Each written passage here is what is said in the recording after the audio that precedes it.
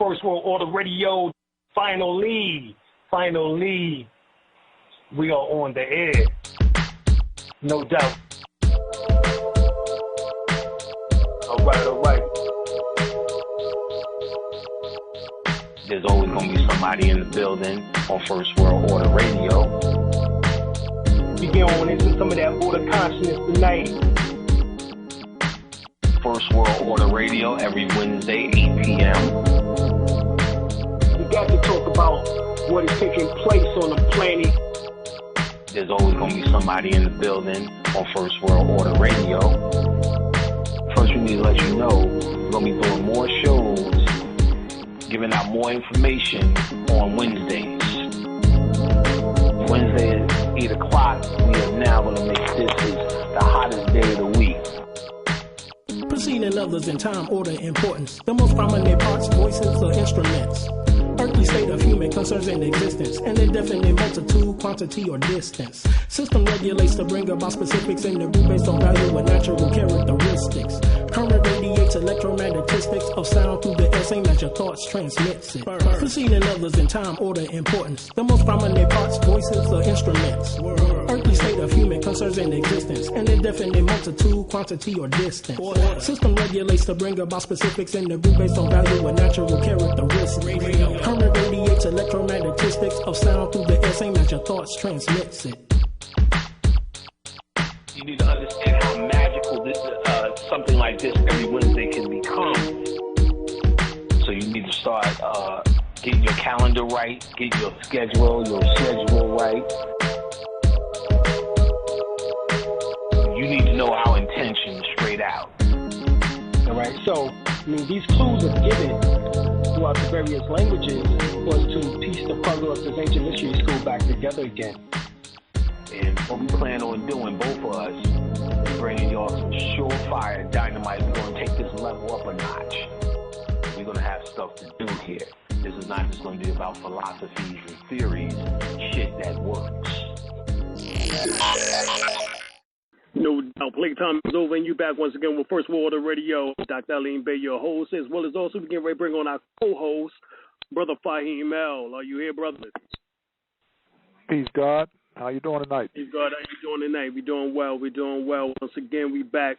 Brother Panic is here once again. We're going to be questioning and answering tonight, so make sure y'all call in. It's 26414-3535. That's 626-414-3535. Make sure y'all give us a call because we're going to be going through all of your thoughts tonight. So anything dealing from esoteric, metaphysical, to occult, to Kabbalah, to whatever the case is, give us a call. Once again, 626-414-3535. All right, we're going to go to the phone lines once again. We're going to bring on Brother Panic. You here, brother? Yes, sir. Hey, Brother Alim, Brother L, how's it going? Peace, God. Well, very well, God. How you doing? Good to hear. Everything's everything. I'm going to also tonight give out a whole bunch of rituals, picking up where we left off for the new year before we get into Q&A like we did. Welcome to New World Order. Our mystery system, our Wednesday mystery system is going on as always. It's going to be there. I'm going to give a shout out. So last week we talked about some of the failings of correspondence I get, in terms of this conscious plight, this conscious mentality you're supposed to have. So, I do want to also leave it on a good note. There's a sister who gave me a story last week, probably seen on Facebook, named Raquita Gray. And, she was telling me about a meditation. Now, I always hear, I'll hear a certain amount of stories, and really it's really a subtle way of people trying to explain to me what it is they know. And really at my heart is, I really don't care. So it's something they know, something they discovered, and they mask it by trying to say I should do a show on it. So I'm like, well, why should I do a show on it? And they give me a whole paragraph about how special this particular deity or this particular subject is. And I say, well, Blog Talk is free. Why don't you do a show on it? Why are you waiting for me? But then I'll get that special person that has no ego or doesn't call themselves any title, let's just say that. And they'll tell me about the experience. Either I've read or done the experience, and this person is explaining to me the same experience or a similar experience that they tapped into without being conscious that they were going for it, which makes it more authentic. So this was one of those stories where she told me about a particular meditation that I know she's never heard before, but it's pretty much a strong one. And it's one where you walk down a staircase in your mind and you spiral down. Now, I know this to be a fact because it's one of the ones I would do, and then you would come across a light. But oddly enough, you'll get a feeling that that's not the light that you're seeking. You go deeper, then you'll find there's a more faint light. And what the difference is the light of your soul versus astral light. And what she said without knowing was she felt it wasn't the destination when she seen the first light, kept going. And when she got there, she came across an entity. The entity gave her a name and told her, you may know him as Rasputin, which was an old school occultist, which she also never heard of before. She had to go and look it up after a fact. So that's when you know the channels are authentic. And usually, like I said, there's different levels of channel. There's certain channels that are obvious, and there's certain deities, and I've noticed to be a fact by experiencing it, you'll talk to, and they will give you information that you cannot find in books. That it's you know it's authentic because you can authenticate it, feel it, and it makes so much sense. But it's something that you haven't consciously focused or studied or hasn't been on the planet for a while. So she got in contact with this deity, and then she told me a few about an hour's worth of stories that how it was life-changing, enlightening, all the things that you would hope that would happen when you make contact with a higher being.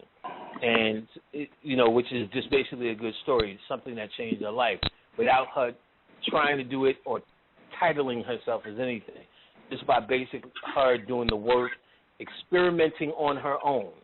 And that's the key here. We're talking about we're talking about experimenting on your own. I had another conversation with a friend who's been listening to lectures from the start, Kiana, and she explained what she felt was happening now and what was happening before. Before, when I would lecture, I was a little bit more coarse with people. And everyone's saying, not just her, everyone's saying that I'm being a little bit more sweet these days. Well, I would say because I've changed over because my patience level is I'm in a different patience level, especially since I started doing the class. And I explained to her, well, they was a little bit scared of me because they didn't know me back then, but these are people who know me now, so the image has slowed down. And even before, there would be a whole group of new people, and so I would always have to address new people, and you could tell this constantly by the questioning.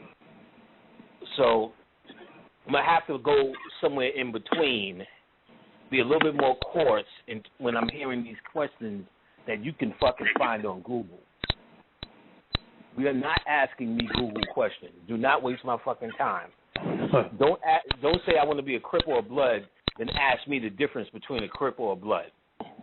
That shit's not going to fly. It doesn't make any sense. Don't tell me a book is deep, then ask me or Alim to break down the book. That means you didn't read the fucking book. You know what I'm saying? You need to go back to the Cat in the Hat. We're going to stop playing with each other. You need to bite off what you understand because ultimately this is your plight. You do not need anyone to preach to you. You do not need anyone to tell you what life choice to make. My name is not fucking Alanya Van Zant. My name is Panic. I'm a metaphysician and an occultist. And what I'm trying to teach you to do is how to be self-sufficient.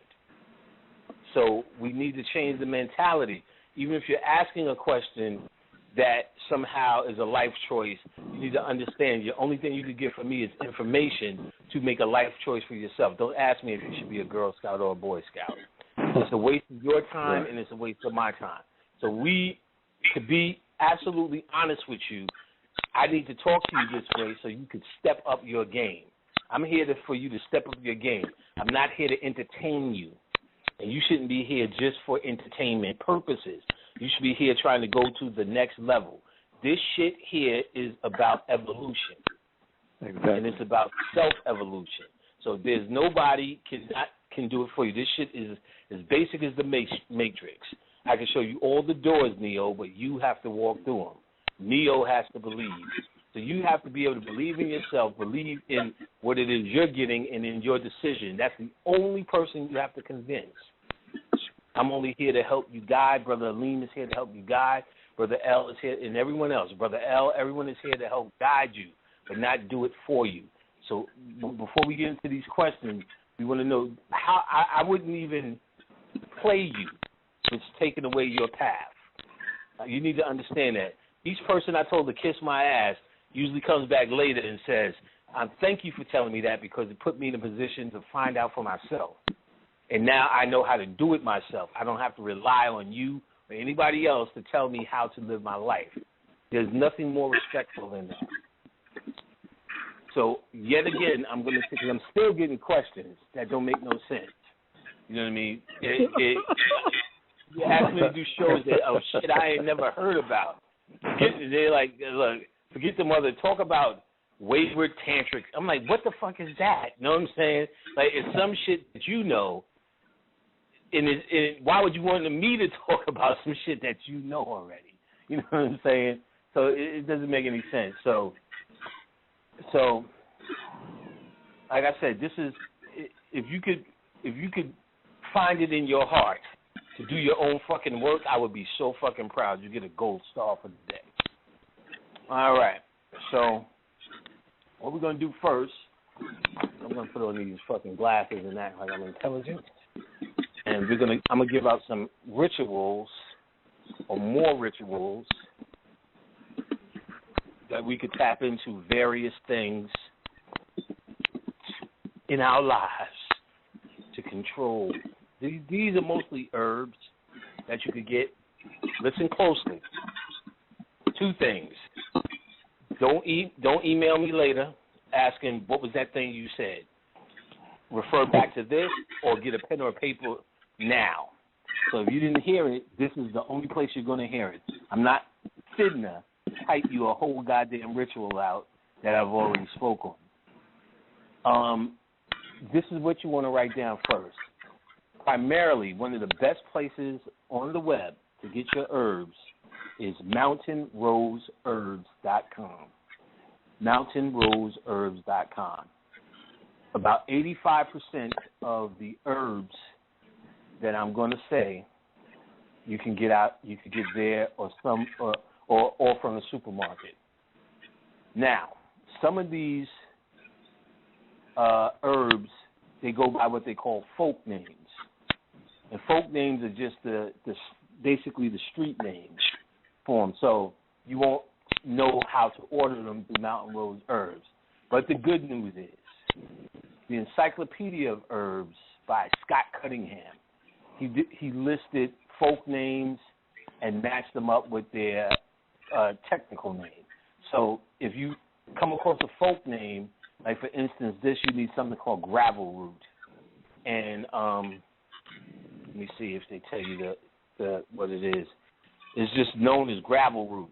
Now, if I was to look in Scott Cunningham's book, look up gravel root, it'll tell me its name where you can order it at mountainroseherbs.com. So pay attention to that because that's where you're going to get a lot of these items. If you can't, just get it at the supermarket. So for the first one, you want something called gravel root. Gravel root.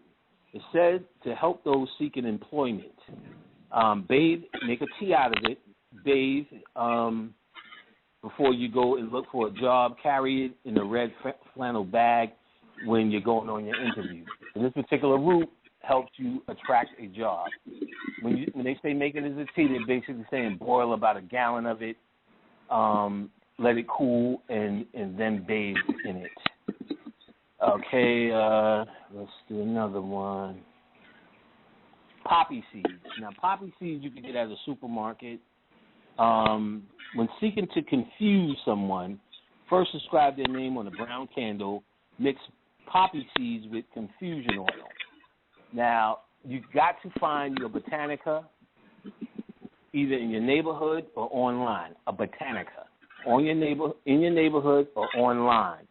Google it. That's what the shit is for. And worst case scenario, if there's not one online, if you can't get it on Amazon or find one in your area, you will be able to find one online. Some of these things that they're sell exclusively in there, and there are books which I will give out on how to make your own oil. So I'm going to give you the base oils and so on and so forth. So confusion oil mixed with poppy seeds and rub into the candle during the full moon while saying a prayer to dominate your enemy. Now, we brought this up before. I like to factor in moon phases. But if something's an emergency, fuck the moon phase. But for the most part, to work with the energy, the moon, you can get a book on moon phases and follow that flow. If you need a book, there's a book called Moon Spells, How to Use the Phases of the Moon to Get What You Want by Diane, and her last name is spelled AHLQUIST, and she goes into a bunch of moon spells. She breaks down waning, waxing, full, and dark moon, and what you can do at those particular times if you're in the moon magic. But my policy has always been, if the moon is working with you, excellent. If not, then you need to do what you need to do. Sometimes you have to just do it at that moment, All right, another thing you can do, let's see, I got these things marked. Rue. There is a herb called rue. You can get this at Mountain Rose Herbs. Probably one of the most powerful herbs you can do for cleaning and clearing your aura. So if you need help functioning mentally after a quarrel with your lover, and the scent of rue will help clear your mind. Rue brewed into a tea and poured in your bath water is said to be effective in breaking the influence of any hex or curse that has been cast upon you. So rue breaks curses. You want rue in your life. All right. Okay, let's keep going. Where were we at? Let's try this. All right.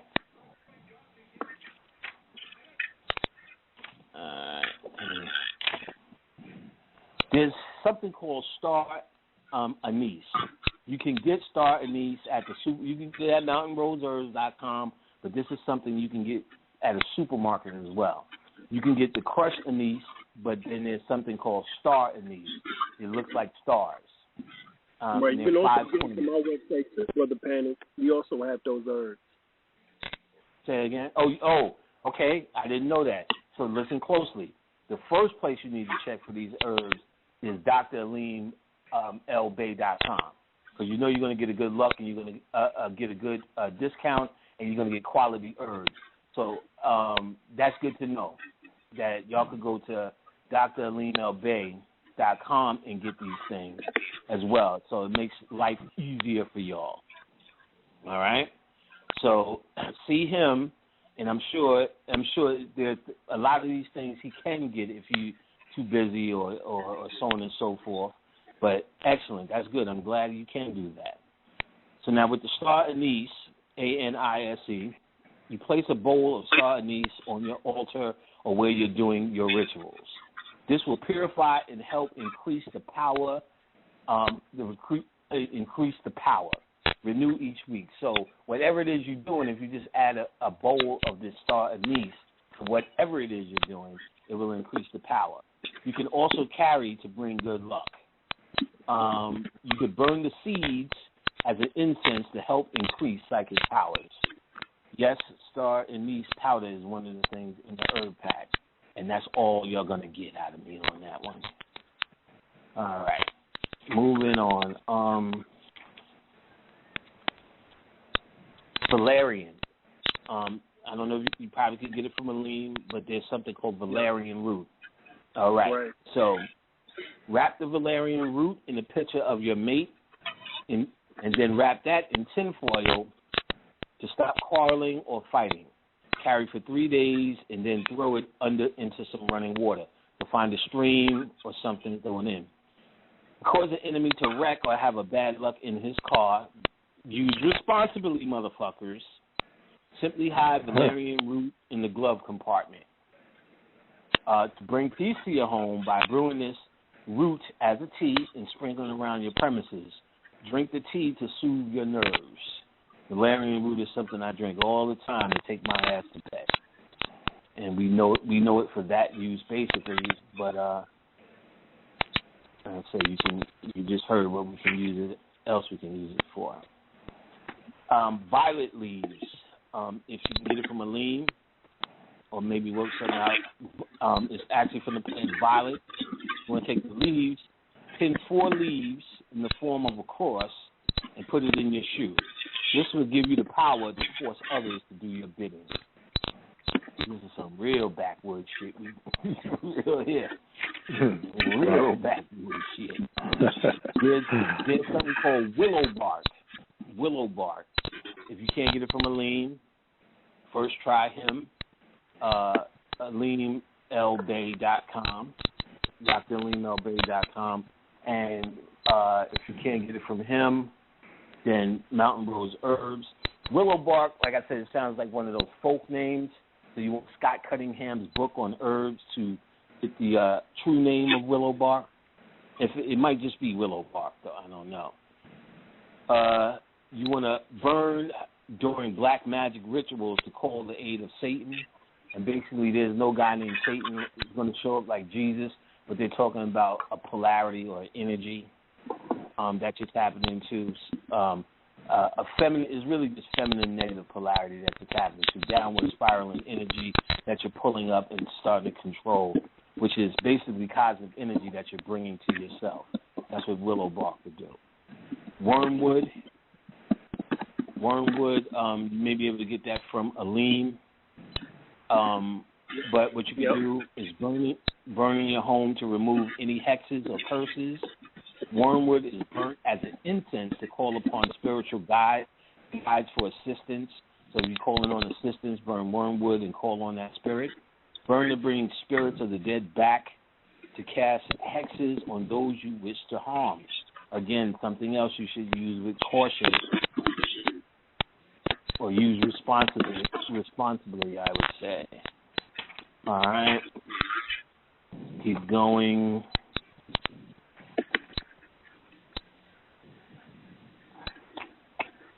To attract a new lover.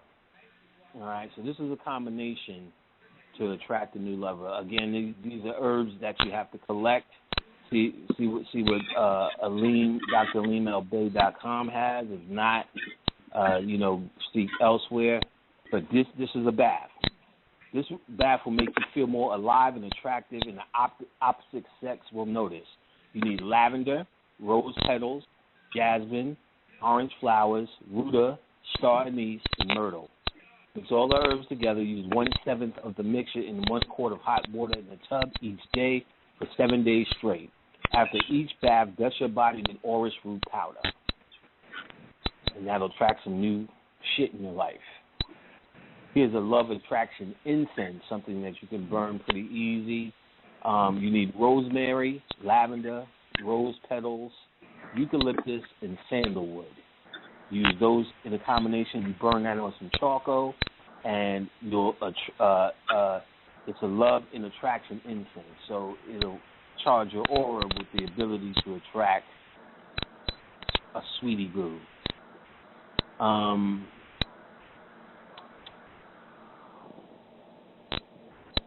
A Holy Trinity incense to clean all types of jinx. It's called frankincense, myrrh, but we know the frankincense and myrrh add sandalwood to it. So frankincense, myrrh, and sandalwood, if you burn that in the house, it clears out the house.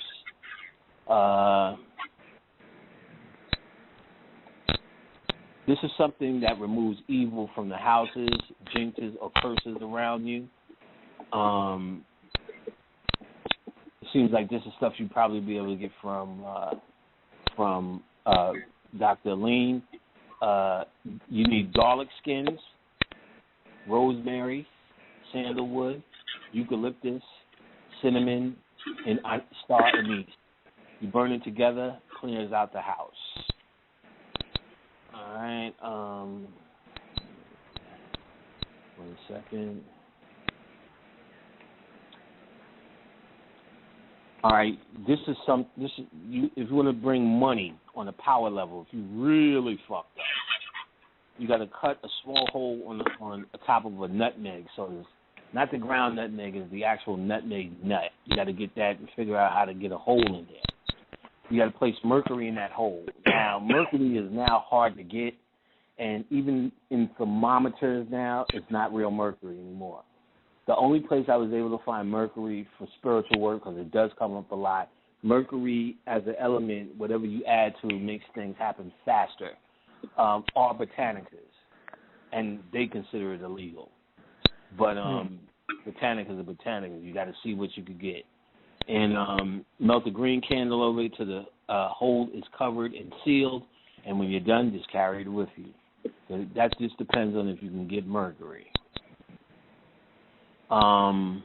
Here's a money-attracting bath that you could do if you're not going to get one from me and you want to put something together real quick for yourself, because I know you niggas is broke. Hopefully, if you do the money-attracting bath, it's enough for you to get a damn herb pack. You know what I'm saying?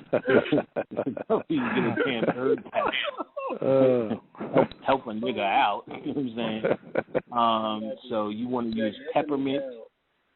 Yeah, help a nigga out. And this is this stuff I'm sure you should be able to get from a lean site, because this is pretty simple. I'm trying to give you all the most simplest items to collect, which is in this particular bath for money attraction is peppermint, myrrh, sandalwood, frankincense, and rosemary. So you can use it as a bath or a floor wash, sprinkling the powder in your home or your business, and those are the following ingredients that you mix. Another one to attract money is benzene, which you can get that pretty easy. Benzene usually come in rock form. Alim may be able to get that for you.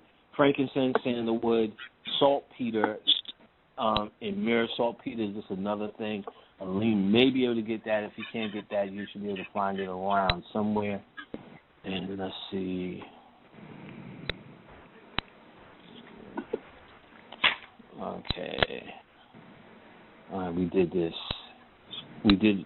Well, here's one more to attract a new lover. And it'll make you more appealing. I don't think I gave this one out. The sage, peppermint, star anise, lavender, rose petal, and safflower. Mix all the herbs in 2 quarts of water and boil, strain in a jar. Use about half a cup per bath. Bathe for 5 days. That'll get you some new dick or pussy. All right. Now, gonna keep on going. These rituals here, Apollo rituals, my niggas. These are some long lost tribal Shabazz ass rituals that I'm gonna give out that people haven't seen in a long time. Now this one's called breaking glass spells. You have to visualize anger, hatred, and all other bad emotions into a glass. So now these type of rituals.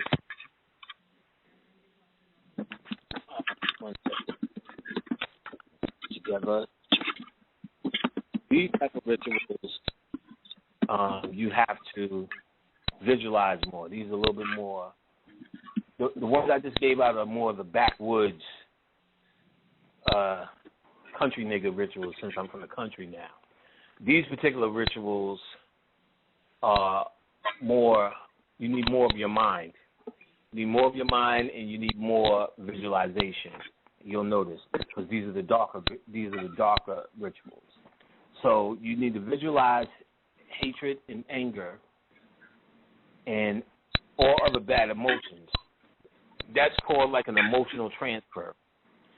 So you want to transfer whatever you got going on, whatever your definition of hate, these images and see it going into that particular glass, this object. Make sure you're back far enough to where you don't get hit. Hurl the glass into a wall or on the floor as hard as possible.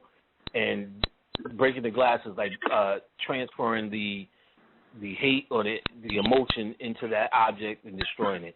Another ritual you could do on that level is a cleansing ritual with food. You could take old food that's in your refrigerator that you just throw away anyway and rub it close to your body where you see all the negativity flowing into this older food, and you just throw the food away into nature.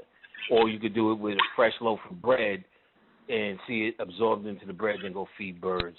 And that gets rid of certain, negative energy. But you have to be able to focus your mind, which isn't really that hard to do that. Now, let's keep going. Ooh, damn, bro, I can't even see no more. All right, so where are we at? Okay. All right, so let's see another one. All right, spell to get rid of a spirit. So, because I hear this all the time, that there's a spirit on me and panic. There's a spirit and what is the spirit? Well, here's a ritual to get rid of one. You have to say things as well. Say, what is dark will be filled with light. Remove the spirit from my sight. Before starting, place with your hand. Before you start the flow of power out your hand, and say the words. So you're moving your hand over your body as you're saying the words. Letting you're envisioning a blue light from your power hand, which means if you're a righty or a lefty, fill the room or house or any other place you may be. So you're cleansing yourself with a blue light, basically, while you say that mantra. Now, they usually suggest a mantra or the type of mantra, or they're trying to show you where they're trying to go with the mantra. But you could, if you feel there's a stronger mantra that comes to mind, by all means, go ahead. This spell will make an enemy move. If there's an enemy living near you, you need them out your fucking house. They suggest do it during a waning moon. Write on a white parchment paper. And a parchment paper, as I explained, is easy to get. They're in the supermarket right next to the aluminum foil and the saran wrap. One of those choices is actually parchment paper. Write the full name of the person you want to move along with the birth date if it's known. Roll the paper with a photo if you have one. Place inside a bottle of vinegar and toss into a body of running water. Visualize your enemy moving away as the bottle is washed away. All right? A magic spell to banish negative thoughts. Draw a picture of yourself with the negative thoughts affecting you. And you could draw like a black cloud or your own interpretation of how it's affecting you. So whatever you think is affecting you, you need to symbolize it in a picture around you by drawing it. Charge a red candle with healing energy. And when they say charge a candle, they're talking about the same energy transference. They're talking about you taking what you need to happen in your mind and sending it psychically over to the object. So you charge it with healing energy, light it, and hold the tip of the picture in the flame. After it's lit, drop it into the cauldron or drop it over the candle so it can finish burning. Now, with the red candle still burning, draw another picture of yourself without the negativity. Place it under the red candle and let it burn out, and then you're done. Magic spell to banish poverty. The moon should be dark or waning. You should perform this on Saturday. Take 7 sheets of toilet paper and write, I banish poverty on each sheet. Flush them down the toilet saying, I banish poverty. With each one, do this every day from the full moon to the dark moon. So from the full to the dark, you just, like I said, this is all about making up your mind. These are a little bit more complex than just the backyard shit. So, magic spell to banish illness. Handful of salt. Cast the salt into the flames of a fire. The flames will turn blue. Gaze into the blue flame with as much feeling and imagination as you can muster, Visualize the illness leaving you or the person while chanting sickness burn, great good health return. All right, let's see. Keep going here. Okay, here's some candle interpretations. These are Apollo candle interpretations. So whenever you lighten a candle, you're lighting up a color frequency and a vibration. So these are the decoded vibrations. Red, that's for passion, energy, power, strength, courage, achievement, magnetism, counteract, fatigue, and anger. Orange, attraction, motivation, mental energy, clear thinking, harmony, expansion, happiness. Yellow, communication, mental clarity, healing, cooperation, friendship, business, success, prosperity, reduces fevers, stops nervousness. Green, money, balance, promotions, job finding, fertility, prosperity, and brotherly love. Light blue, peace, calm, healing, relieve stress, friendship, hope, meditation, decision-making, emotional balance. Royal blue, truth, self-awareness, dreams, protection, removes guilt, protection from negative vibes. Purple, intuition, power, spiritual communication, influences those in high positions. Brown, endurance, stability, home, security, materialization, court. Black, removes or places, hexes, negativity, hatred, and evil spells. All depends on your focus. See, black is one of those things, is how you focus it, not just naturally evil. Is whatever you focus, because it's devoid of color, therefore it's devoid of a frequency until you place one on it. White, protection, meditation, blessing, purity, health, spiritual growth. Gray, neutralizing, stop stress, masking, veiling, and hesitation. Lavender, spiritual development, psychic growth, divination, blessing, sensitivity. Pink, emotional love, romances, new loves, come to me, friendships. Gold, solar energy, power, physical strength, success, achievement, and mental growth. Those are the candle breakdown. One other breakdown, if you can find it, magenta, which is purple and red mixed together, which encompasses the whole spectrum of the chakras, red to purple. It's very rare if you can get a magenta candle, but you can do a lot with that. There's another book, I should have pulled it out, where they go into detail about it. But if you could get a magenta candle, it's one of the most powerful and it's very neutral in terms of what you can do with it. So you try to light it up, see what happens. All right, so bath for protection and purification. Steep 1 teaspoon of dry basil in a cup of boiling water, leave it for 5 minutes, and then let it strain.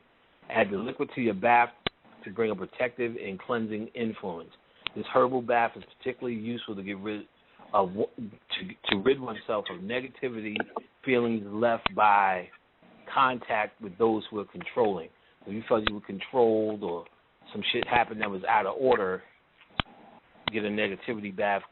Get that particular bath going, and you can clear yourself of it, of that control. All right, let's see. All right, let me go to something else. All right. Now I want to give out a few Dominican things. And then we're going to go to Q&A. Okay, what I want to give you is what they call base oils, because you'll find that you need to make a lot of oils for whatever. So you need a base oil, and then to the base oil, you add the essential oil. To be clear, I definitely know Alim sells candles. So if you're having problems with candles, that's where you go for candles. Go to his website. And now, what a base oil is, when they say you need to anoint candles, you're using oils for whatever purpose. There's a book by Paula Solomon, Helping Yourself with Magical Oils A to Z. It goes through all the names, all the folk names. Most of these oils you find at Botanicas. And you may find an oil that's interesting if you Google and search hard that tell you the essential oil combination or the herb you can use to make it yourself. So because you can get herbs more readily, if you get to make cinnamon oil, what you would do is you would take cinnamon and use it in a base oil, put it in the sun, and eventually it'll extract from the cinnamon, and that base oil will become cinnamon oil. So here's a list of the base oils. There are various types of base oil that you can use for a magical voodoo oil lamp or just to anoint. Below are a few examples of the most common base oils that can be used depending on the type of spiritual request that you will be petitioning spirits for. So, number 1 base oil, coconut oil, for uncrossing rituals and for protection spells. Number 2, mineral oil, used for overcoming obstacles. So if you had to overcome an obstacle, you would use mineral oil plus the essential oil that you're trying to go in the direction. So the base is overcoming obstacles, but within overcoming the obstacles, there may be obstacle of love, maybe obstacle of a job, maybe obstacle of a child, obstacle of a home. Where those things change and become various, that's the essential oil that you would use to that base oil, mineral oil. Number 3, olive oil, used in lamps for healing, blessing, money, drawing, and success. So you need prosperity, olive oil, anything prosperous. Motor oil, used in black magic spells, revenge, and hexing. Castor oil, used in lamps for crossing, hexing, revenge, and domination. Sweet almond oil, used in lamps for gambling, love, money, drawing. Palm oil for drawing and honoring the ancestors and spirits. That's your oil bases right there. All right. This is magical oils, perfumes, and powders, basically. So you'll find in Botanicas, they have Aries oil. That's for leadership. Taurus oil, security, stability. Gemini oil, communication. Cancer oil, compassion, intuition. Leo oil, positive thinking. Virgo oil, attention to detail. Libra oil, balance, charm, and beauty. Scorpio, ambition and clairvoyance. Sagittarius, for progress. Capricorn, occult knowledge. Aquarius, inventive and humanitarian. Pisces, sensitivity and compassion. Sun, there's sun oil, where to anoint candles for healing and attracting money.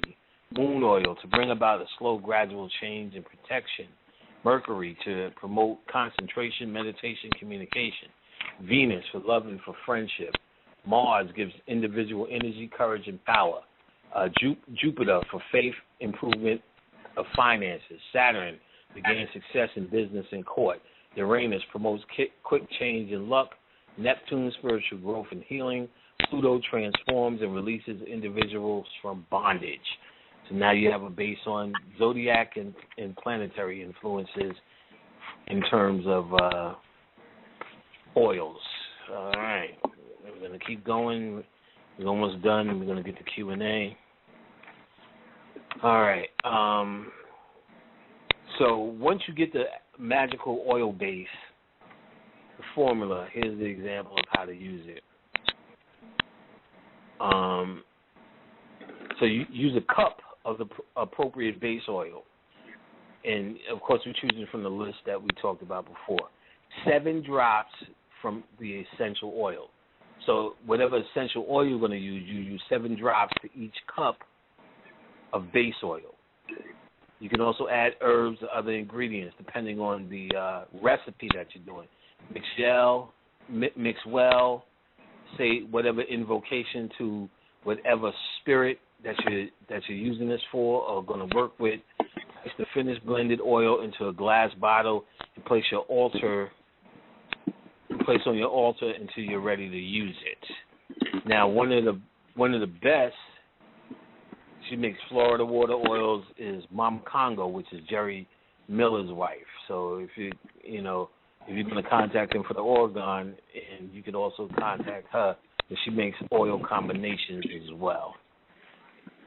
like I said, or you might just want to do it yourself. You have the option. All right. Let's see where we at. We're almost done. I just want to show you. People ask for bath salts, a basic bath for bath salt. You can make your own spiritual bath salts. You need a cup of kosher rock salt, a cup of Epsom salt, 1 cup of kosher rock salt, 3 cups of Epsom salt, 2 cups of baking soda, and 4 tablespoons of your desired spiritual oil. You just mix all together. Of course, put it on your altar, leave it on your altar for 24 hours before you use it in the bath. All right? And let's see. We're going to stop here. And that's all we're doing. I don't feel like reading anymore. So now you have a bunch of little tricks and tips and shit that you can do, play around with for little earthly things, little earthly strides. To get you some titties sucked. You know what I'm saying? Get your goddamn car note straight. There's a lot of little things you can do, shit that people ask me all the time. A lot of little tricks. You can do the backwood tricks. Get the ingredients to the backwood tricks, or if you feel you're on the next level where you can invoke shit in your mind, you can do the second portion of the rituals I gave you. You have a lot of base information here. Another good bath is anything with coffee. So if you just take coffee grounds, sit your ass in the tub, that'll clean you off if you can't deal with the salt. Rosemary is another thing that's a good substitute if you can't deal with salt, based upon high blood pressure or whatever. So we're going to go to the Q&A, and I hope you guys wrote that down. They're going to download and use it as tips and tricks. This is shit that I know works. I've either done it or used it from sources of people who have done it, or used these elements in one way or another at a certain point and got results. So we're talking about shit that works. So we ready to go to Q&A, and we're right. You're gonna go to Q&A. And for those who are interested to call in, 626-414-3535. That's 626-414-3535. The first number up the bat is the 512 area code 512. You're on the line. Oh, peace, God, Alim. Peace, Brother Panic, and peace to Brother L. Peace. Hey, this is brother. This is Brother Michael, calling from Austin, Texas. I've been on the show before. And I wanted to say, Brother Panic, basically, I understand, about the whole eye thing, because, I grew up, in the Nintendo area, so, the whole eye thing, the eye I get thing? it. Yeah, basically your eyes, don't see things far away from you and shit like that. Oh, okay. Oh, I was gonna say goji berry is the best that I've found for that. Okay. To kind of okay. Yeah, basically that, you can make it in a cereal or whatever, right. Or you could, but the best for the eyes. But I just wanted to help you on that because, we can't have our number one occultist going blind and shit. You know what I mean? Right. Well, no, I don't think it's that serious. Well, it comes from all this reading. You know what I'm saying? So no, I know. So I mean, I didn't play Donkey Kong like that. But I do appreciate that. I'm going to try it. Like I've been using the black currant in the so that's been doing it. But I'll do anything. I don't care. So I'll try it. That sounds good. I appreciate that. No problem. Appreciate it. Any questions? Well, basically, I think this would help a lot of the people, basically listening on the show. Basically when I started my path, I really wasn't necessarily that confident. And I wasn't really looking within. I would talk the shit, but I wasn't really I was doing it, but I wasn't necessarily doing the practices that actually produces the results. Right.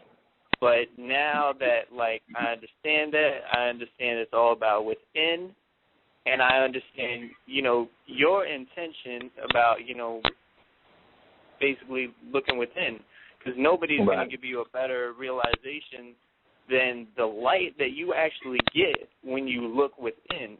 Like, no matter how many oracles you go to or whatever. So I want to say I definitely appreciate that, because you're definitely somebody that inspired me in my work. And, of course, Brother Alim and everybody. So, good. Yeah, no question. That's good. Pretty much. Everything is a process. So usually everyone goes through that. The beginning stages is you need to gather information, and those are usually through books and through lectures. And then there's a certain point where that information just fills you up, where you got to try something. So it's a process. You know what I mean? It's not really bad. It's only bad if you get stuck there. You know what I mean? After a certain amount of time. have to make. Yeah, I don't have to make, like, status messages on Facebook or every time I do some shit. You know what I mean? Right. That's you grow beyond that, and that's the whole point. Everyone grows beyond that, because it becomes. At the end of the day, you're going for self-realization, and then you realize you don't need anybody around you to co-sign or to agree with your reality. That's when you're on your path. Exactly. Because when you're at a place where you could just have to convince yourself. Exactly. So I just wanted to say I definitely appreciate your work and everything you've done, because it's definitely inspired me. So no questions, but just pretty much realizations, and appreciation. Good. Well, keep up the good work then, brother, and we'll talk soon. Okay, no doubt. All right, peace, man. Thanks, Mike. All right. Peace, brother. All right, we're going to go to area code 347. Area code 347. We know that's New York, so peace. Hello? Peace, sister. Peace. Okay. Can you guys hear me? Yes. I must have did it right this time, because the last time I was listening to you guys' radio station, I tried to go early, and then I hung up, and then I came back on again, and I was probably the last, so I really didn't get a chance to even answer ask some of my questions, but I'll try to make it simple. Hello, Brother Panic, how are you? Hey, what's going on? Nothing much. I know I bug you a little bit on Facebook, but it's because I have questions, and the only time I can really catch you is on the radio. So here I am, and who is this? What happened? Who is this? This is celebrity Alexandra Michelle. Ebony Alexandra Michelle. Yes, I'm a friend of yours on Facebook. I'm the hairstylist, and I'm the cosmetologist. I just got to actually send you a message before you did your radio show. I was which Ebony? One who took the two Ebony took my class. You took the class. You took the class. Which Ebony is this? No. I didn't take any of your classes, but I did inquire. There's about 75 Ebony, but. No, my name is not Ebony. My name is Alexandra. Oh, okay. Oh, okay. Well, what's going on? Okay. Well, like I said, I know you got callers behind you, so I'm just gonna make this. Remember, I had asked you about trees and meditating with trees and stuff like that. No. Well, I had asked you a question. I had sent you a message via Facebook in regards to meditation and trees. How do you feel about that? It's great. You know what I mean? Is there detail in the question? I don't get why you're asking. You can meditate to whatever. So, Okay. Because I guess I get nervous talking to you, because I know you don't like a whole lot of crap, people asking stupid questions and stuff. So it's But I'm just saying, get to the question is what I'm saying. What's up? Okay. I meditate with trees a lot, and I have this kind of like this. How can I ask this question? I meditate with trees a lot, but it's just that, you know what? Forget it. Here's a more. I had printed out a picture of the Baphomet or whatever, and I've been trying to. Huh? Okay. I've been trying. I don't know whether it's a deity or like. I know that the Knights Templars use it and they worshipped it. So it's like, how is it a deity or how do you use it? Yes, anything can be basically deified. So yes, Baphomet has been deified. If they're worshiping it, then they deified it. You know what I'm saying?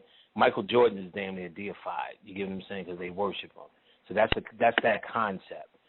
But when you're dealing with any spirit, well, most spirits, but Baphomet in particular, he's a strong symbol, and all his symbology is representing a bigger story. So the idea is, if you understand the symbology, what you're seeing is communicating with something in you that's deeper. So, like, for instance, his wings represent the astral world, protection. You see, he's androgynous. The horns represent illumination. And so you go on and on for days as they go through his hands of good and evil and blah, blah, blah, blah, blah. So they worship him and deified him. But like anything else, it's all our science. And like I said, if it's something that attracts you to it, then I think you should just play more, just do your best to study it. See what it comes up for you. Well, that's great.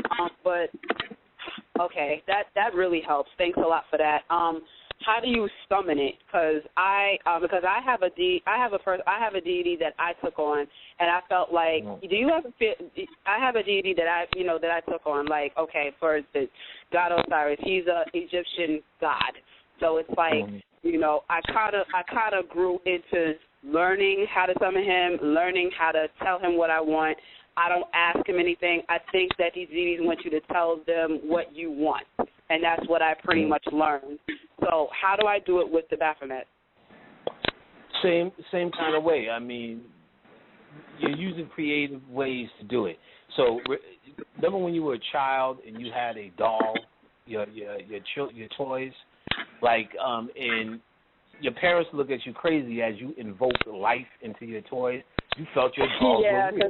because I invoked life into a lot of my little doll babies, and all of them were black. Mostly all of them were black. So yeah. You do the exact same thing with Baphomet. It's the same mentality. When they tell you, when you hear in the Bible, you get into heaven, a child will lead them, or a child shall lead the way. What they're talking about is not no fucking dumbass child. They're talking about a child's innocent mentality. So what you do naturally as a child, making invisible friends, having tea parties, and all the rest of that kind of shit. Even with guys, we took action figures and had whole theories and stories and put on capes. That imaginative vibe is we were taking, what you were actually doing is taking an inanimate object and invoking life into it. That's what we talked about earlier with the candle. So you do the same thing with Baphomet. What does it make you feel like? What does it make you feel like you talking? See, for instance, my aunt, who's a badass metaphysician before I was born, she was figuring out the diet for Malcolm X and them. She's telling me I need more iron based upon some symptoms.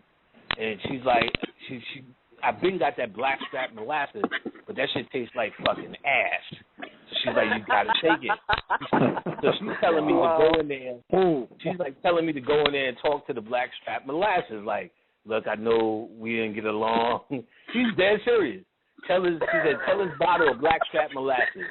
I know we didn't get along, but we're gonna be friends now. I said, well, I told my aunt, I said, look, well, it is black, so you know that nigga ain't gonna listen. You know what I'm saying? And, my.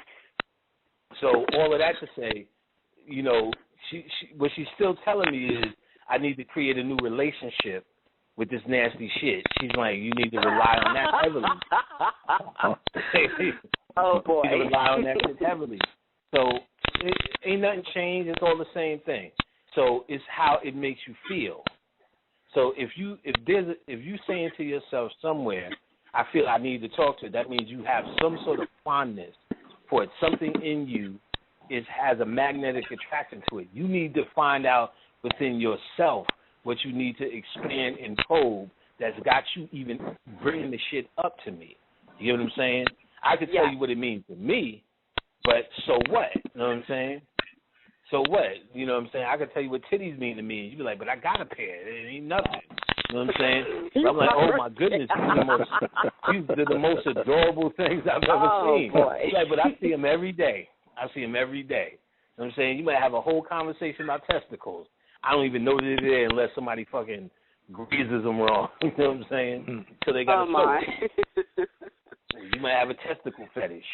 So it's the type of thing what it means to you, not what it means to me. So the first thing is always step one, as I just pointed out to Mike. You go through the study phase. You collect all the intellectual information you can, and then.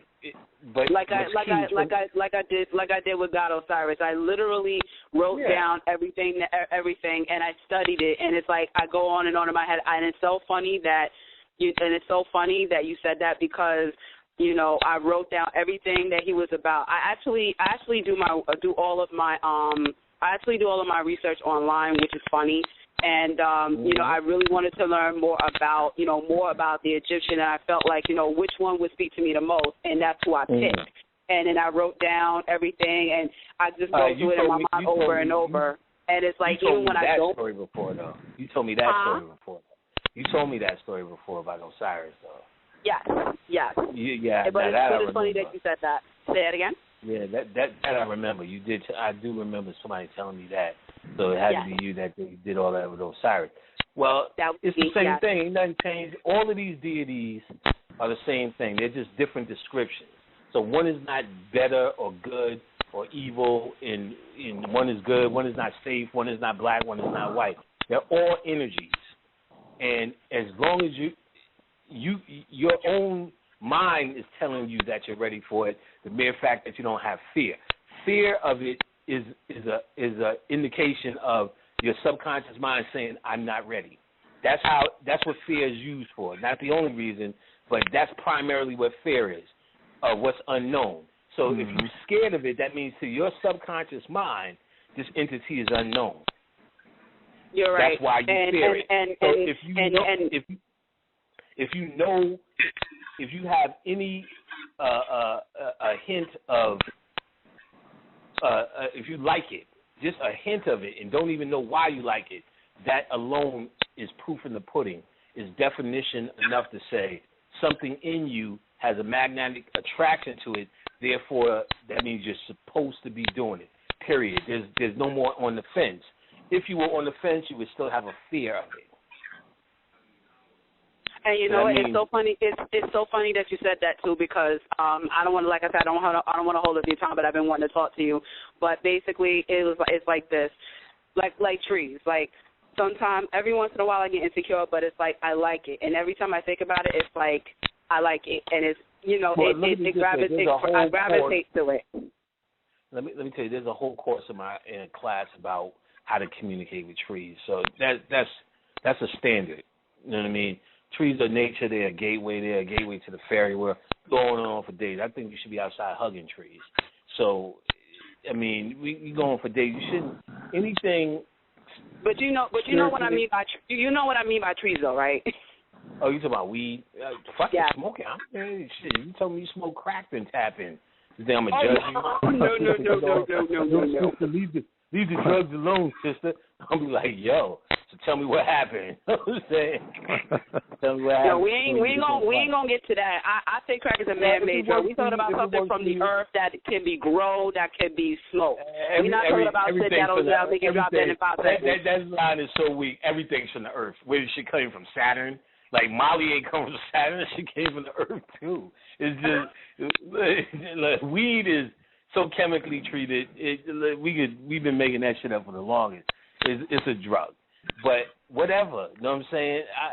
I'm not here to say be a clean human. I don't give a, you know what I mean? That's not what I'm here for. If you can function and you happy, then I'm happy. You know what I'm saying? If that shit is making you tap in. Now, me personally, I started to learn more and more. Can you tap in without any other substance? Can you? Because basically, what you're really doing is altering your mind. Your conscious mind is your conscious mind is just basically always in the way of your subconscious. Exactly. Yes, it is. When you smoke weed, what you're doing, or drink, or getting high, you're shutting down the conscious mind. That's why you feel like you're in the zone. So, which is a shortcut? Herb packs, all of that stuff. I'm all for it, but at the end of the day, I've always, even with the herb pack, I told people you need to graduate to where you create a memory of that zone, and you're able to get into that zone without the aid of anything, especially weed. Shit, you need to see what CNN. You're talking about on CNN about weed. There ain't no weed no more. That shit is super weed. And I'm gonna tell you that shit ain't weed because in the 80s when I was smoking weed, I was cleaning out the cabinets and I found a fucking joint from the 60s in my house, and I smoked that shit with my mom's. Y'all niggas ain't get high. Y'all niggas ain't get high until you smoke That's shit what I'm from saying. the 60s. I was on the Jimi Hendrix shit, real shit. You know what I'm saying? I could see color. You could taste purple. You know what I'm saying? I was like, oh. And I was smoking weed all through the 80s thinking I'm smoking good weed. I'm like, no, I re-rolled that fucking 70s joint or that 60s joint, and shit, you could just hear the music. Lullabies, birds and shit came out. Yeah. I was like, what the fuck? Y'all was smoking. I said, I could see why y'all niggas, we all fucked up. You know what I'm saying? Exactly. Fucked up as kids. Y'all niggas was getting high, nigga. Yeah. And it was like, you was real high. You can hear that you can hear fucking the Doors and shit. Yes, and it's so funny that you said that, because one more thing before you go on to the next question, because you were the main questions I wanted to ask you, and I did it at the top of my head. I didn't even write them down, thank God. But it's so funny that you said that you had smoked, you re-rolled it, you smoked it, and you were really listening to music. It's so funny that you said that, because a few days ago I was, I was smoking, and R. Kelly. No, listen, I'm saying there was no music playing. It was just me and her sitting in a room. And I was hearing music. Wow. Well, I still want to tell you this, because I want to verify my conviction. I was watching a Fuse channel at a friend's house, and we were high. I don't smoke to get high. I smoke to be nice, and I smoke to think deep. So it's like when I smoked, I was watching a Fuse channel, and they had all R. Kelly videos or whatever. There was 2 videos in particular that really got inside my head, and I don't know. It's like I know with this music they put rituals on it so that it could sell. I know one thing. On this past Saturday, I got in trouble with my mother because I had a friend over, and I don't know. My mother specifically is not crazy about having people over while she's not around, and I kind of understood that. And most of the time when she says it, I'm like, nobody's in the house. But this Saturday, sir, I got in so much trouble, and I said, why in the hell did I get in this? How the hell did I get in this much trouble? And I went back to my friend's house and whatever. We got high again or whatever, and I was reading. And the funny part was he recorded most of the videos that we watched the other day, and it hit me. A light just went on in my head. I said subliminal messages. I was like, oh my God. I said that's why I got in trouble like that. And I wanted to know. How old are you, 15? Are you get in trouble by your mom smoking weed? What happened? How old are you, 15? You get in trouble by your mom smoking weed? No, I was at a friend's house smoking weed. I went home that night, and the next day I invited my friend over or whatever, and we were trying to, and she came home. She was upset. I had to and it was just all over for me, literally. So I was just like, I didn't know how I got in trouble like that. So then when I went back to my friend's house or whatever. Only subliminal messages R. Kelly sending is like he wants to pee on you. You know what I'm saying? So just watch that. What? Just watch out for this urine. All right, sis. So good luck with your work. We go to the next caller. But that again? I like to be. Yeah, so good luck with your work. And stick with what you're doing. It sounds like you're on the right path. Well, thank you very much. I appreciate that. Keep up the good work. Thank you. No problem. Peace. All right. Bye-bye. All right, we're going to go to area code 732. Area code 732 on the line. Peace, everybody. Peace, God. Yeah, what up, God? How you doing, man? Brother Penny, Dr. Alim, Brother L. I hope y'all are doing well. Brother. Very well, yes, sir. We hope the same. What's up, brother? Okay. Just a couple of questions, just real quick. Number one is Western Prophecy Resources. I've been trying to find the books that Bobby, you, and many other people were talking about as far as us here in the West restoring my eye. I just wanted a few references, whether it's books, websites, resources that reference that, so I can get it on black and white for personal research. I know Bobby talks about it on that Eugene Adams, he talked about Eugene Adams talking about it. I don't know if Eugene Adams says a particular book or if it's a prophecy on the walls in Cambodia and Angkor Wat.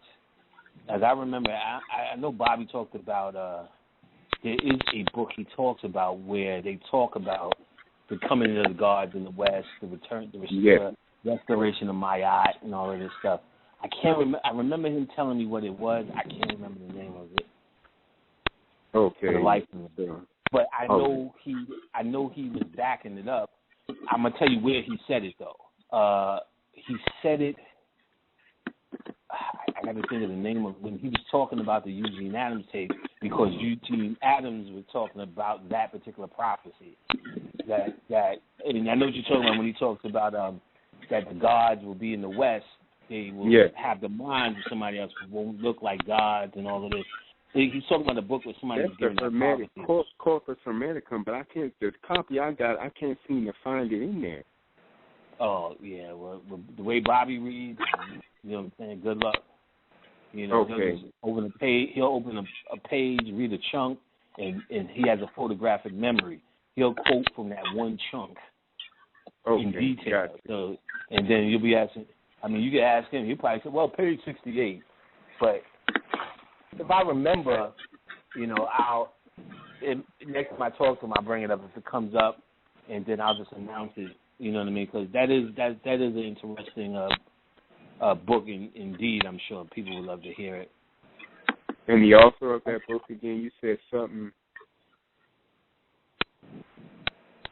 I didn't hear it.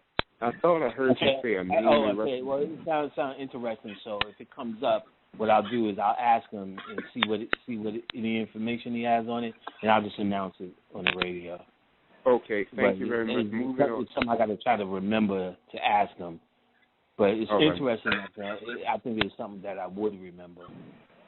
All right. And I wish I could remember the tape. It was right when he was talking about Eugene Adams, because Eugene Adams was talking about Angkor Wat, and all of that prophecy was there. That's when he was going on. Yeah, well, Eugene Adams, you could just go online. You go. Actually, I have that video up. Eugene Adams, Asians in America. Asians. What is it?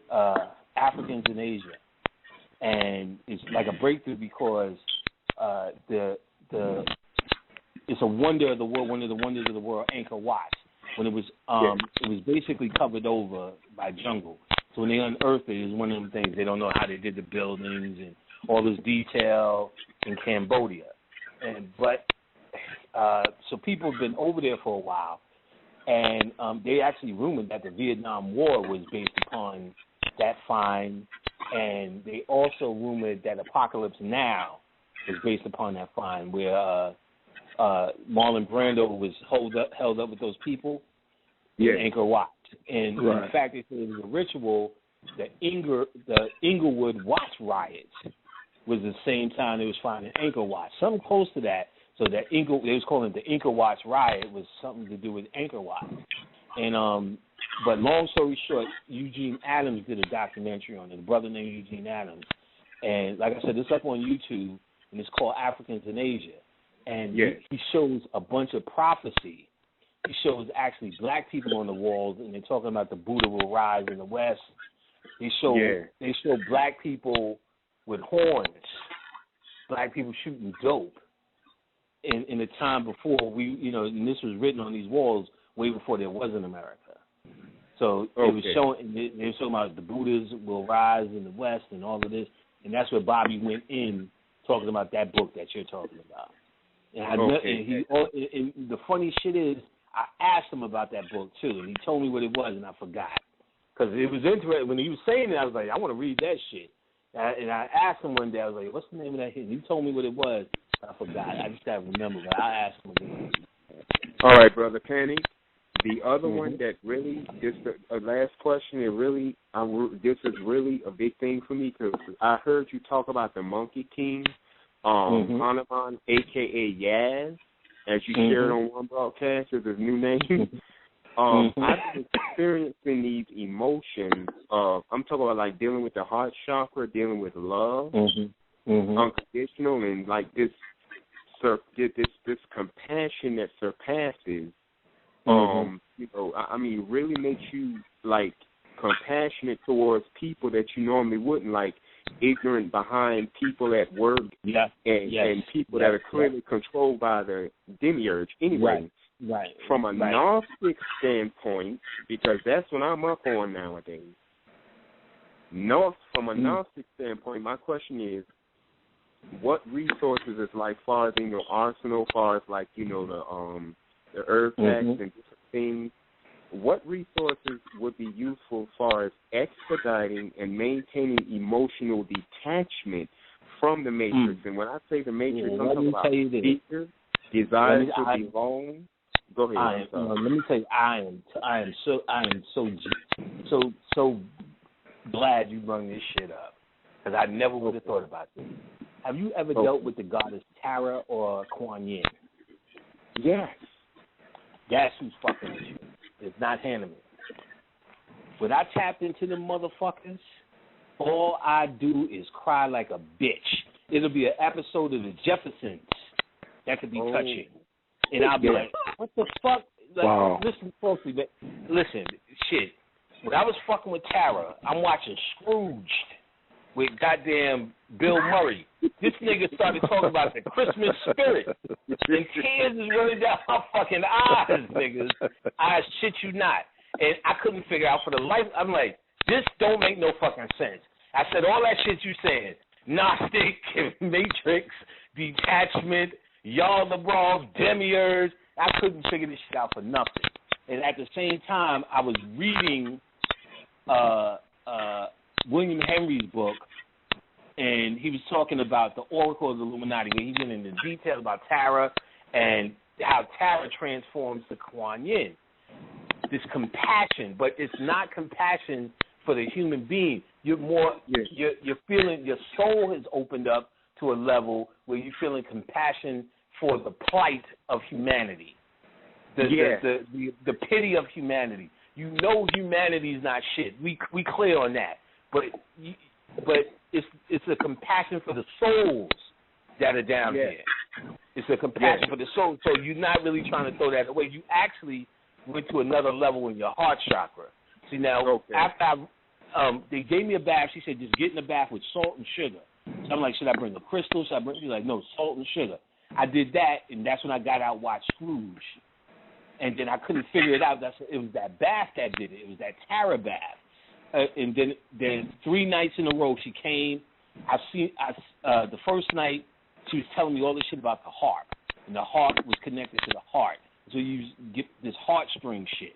So she was playing this fucking tune, and I could see she was reconfiguring my heart.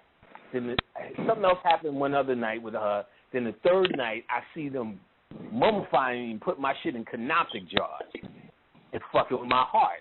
So I didn't think I'm watching shit like fucking Petey Wheatstraw crying and shit, dog. Like this shit is like pathetic. I'm seeing commercials like choke the fuck up. Yo, I was watching Love and Hip Hop getting choked the fuck up when Joe Budden proposed. I'm sitting there going, I didn't even like his records. You know what I'm saying? I'm sitting there, that's wonderful. He's on Times Square proposing. And I had to catch myself going, this shit is some dumb shit. This is fucking ridiculous. Like, this is fucking ridiculous. You know what I'm saying? And It's Kuan Yin, dog. And now I was talking to Kiana, who's been fucking with Kuan Yin. Now she's saying, "Oh, Panic, I was watching Memoirs of a Geisha. That's my life." Yeah, like, what? So you gotta watch it. I'm like, I'm not sitting there watching Memoirs of a Geisha. And like, she's like, you gotta watch it. It's good. It's good. So I'm like, if I watch it, I'm gonna be sitting there fucking sobbing. Like, I'm just waiting for the day Khadijah to catch me with this shit. It's over in the house. You know what I'm saying? It's over. Go put the apron on, bitch. You know what I'm saying? So but I know what it is. Like I said, I watch a good episode of Sanford and Son. You know what I'm saying? I'm wrecked. Okay. I want this shit to stop. I was like, I want this shit to stop. I have to catch myself like, I can't watch this. It's going to make me cry. What kind of shit is that? Compassion on a whole other level is what you're talking about. Yes, your soul went to another level of compassion. Because what you're feeling is not sorry for humanity. You're feeling sorry for the souls. See, Kuan Yin has compassion for the souls. Because you'd be like, well, Kuan Yin has got compassion, so you think it is homeless people and shit like that. But it's actually compassion for the soul that is trapped down in the human body. So I'll see regular, everyday human shit and be like, damn, yo, that's wonderful. You know what I'm saying? Yeah. I know that this world is already screwed up. I know that the creator, I'm just saying, and this whole matrix is a debauchery. I know the whole story. Right. And I remind myself of that every day. I have to get up and go to fucking work and tire myself out. But the good thing is about what I do is you know, it's like I get a lot of thinking time when I'm driving and doing deliveries. But, you know, I mean, just you know, the fact of being able to expedite, and yes, I will be getting the herb packs. You got the 2.01 or something like that ready? Yeah. Take your time, man. Everything is, it's here. I just sent a whole stack of them shits out to a whole bunch of disgruntled, where's my package ass niggas out. So I just sent the whole stack out. So I'm pretty much caught up. I got one more stack to do, and I'm pretty much caught up. I think Khadijah keep calling me. Which one do you recommend for this work that I'm talking about doing? Give me a second. Let me see what Khadijah wants. You know I'm on the radio, Khadijah. All right, coming back.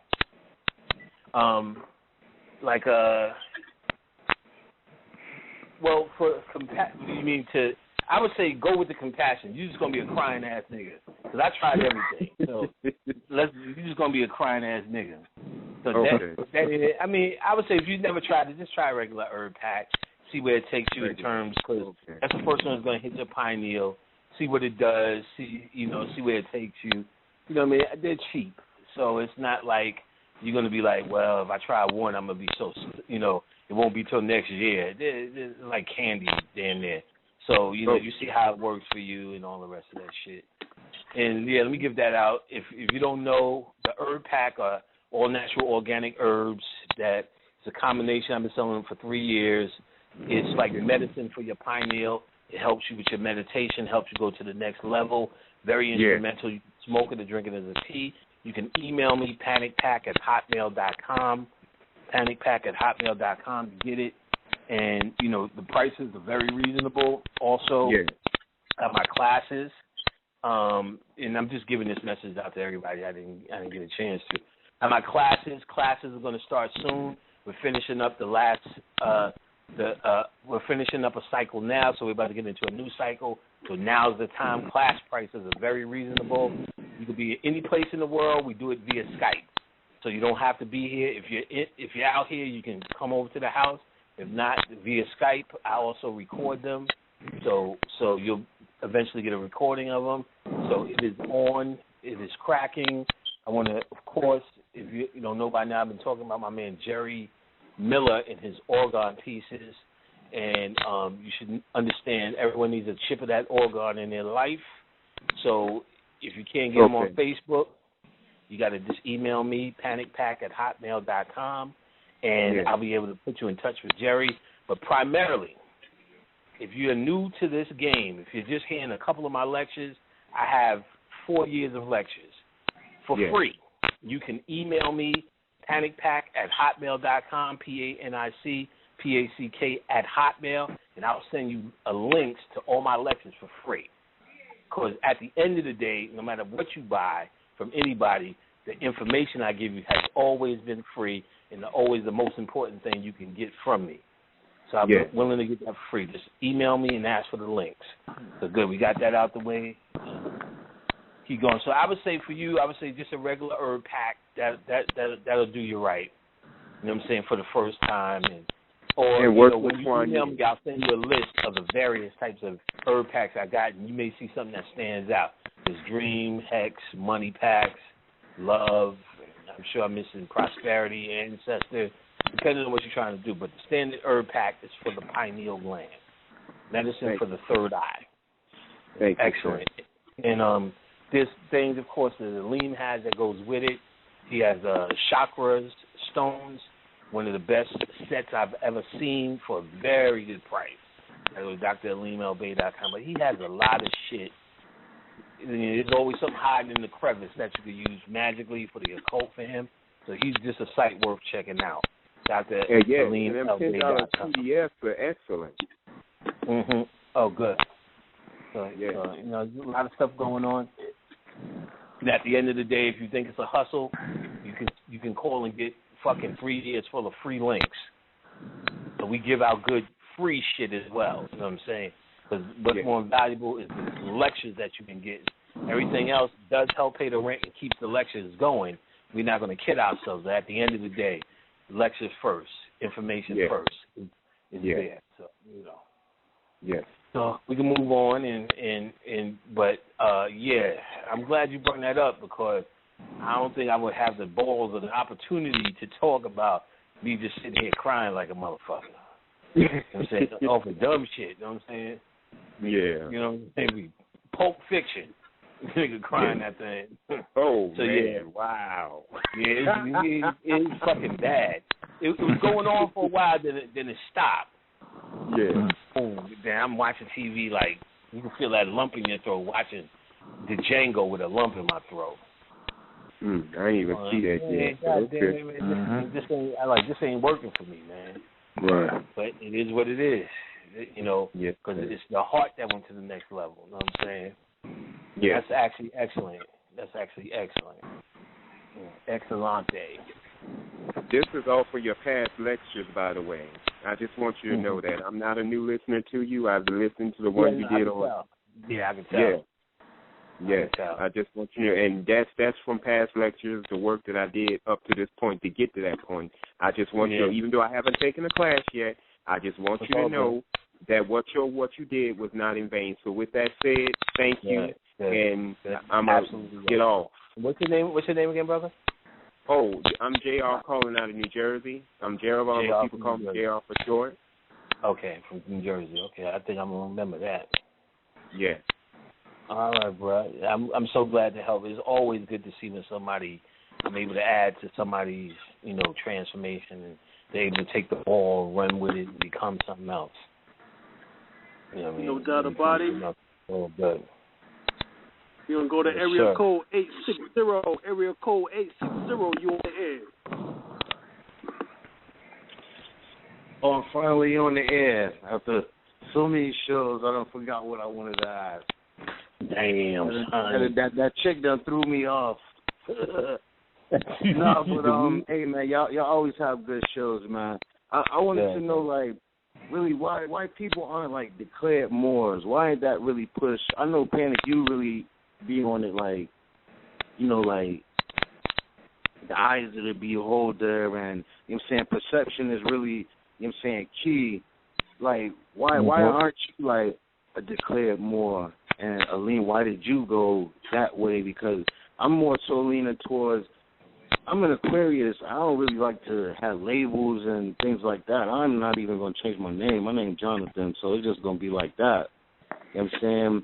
But I'll gravitate towards a lot of different things because the universe pull me into, like, it gave me, like, good transmission. I've always been on a good path. It always put me in the right position. A lot of things that y'all touch on, a lot of things that the callers touch on, is things that I be about to say or questions that, or they answer my questions. So I know I'm in a good spot. So really, I just wanted to know, like, why you're not a Moor. Or why aren't you understand? Well, I mean, you just could chalk it down. It ain't got to be that deep. Different strokes for different folk. That's almost like saying, why ain't you a Boy Scout? Exactly. Why ain't you a decathlon? Why ain't you Bruce Jenner? Exactly. You just, it's all science. There's many paths to light. There's no one path. So when you say, why aren't you a this or why aren't you a that, it's another way of saying, when you become that, you've done something better than the next man. Exactly. So, do what you do. Do you. Right, you do what you do. So you may find a path that may resonate with you. You get what I'm saying? And you decide to go that route to find light. Ain't no doubt that Alim is enlightened. So you ain't going to say, well, I'm a Moor, he's not a Moor. Ain't no doubt that Alim has found light. You get what I'm saying? So, and I would say in my mind, I found the light that I need. So it is what it is. So, I mean, Right, I was just going to say, coming from my standpoint, God, is in order to find the light, you don't have to be a Moor. A Moor was just simply dealing with my ethnicity and dealing with the fact of me studying law. You know what I'm saying? So it's just an aspect of me going through the science of law and learning my Moorish family. But as far as me finding the light, I had light before I learned the law.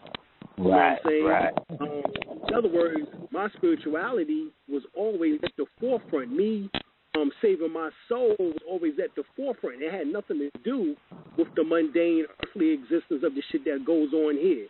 You know what I'm saying? The law was just part of the shit that goes on here that I would say, okay, well, look, I got a loophole that I can get through on. You know what I'm saying? So let me use the law in order to get through those loopholes while I'm here in the flesh. I'm not going to be stupid and say, I'm not going to be crazy and say, oh, well, I'm just going to be heavily bound and then no earthly good.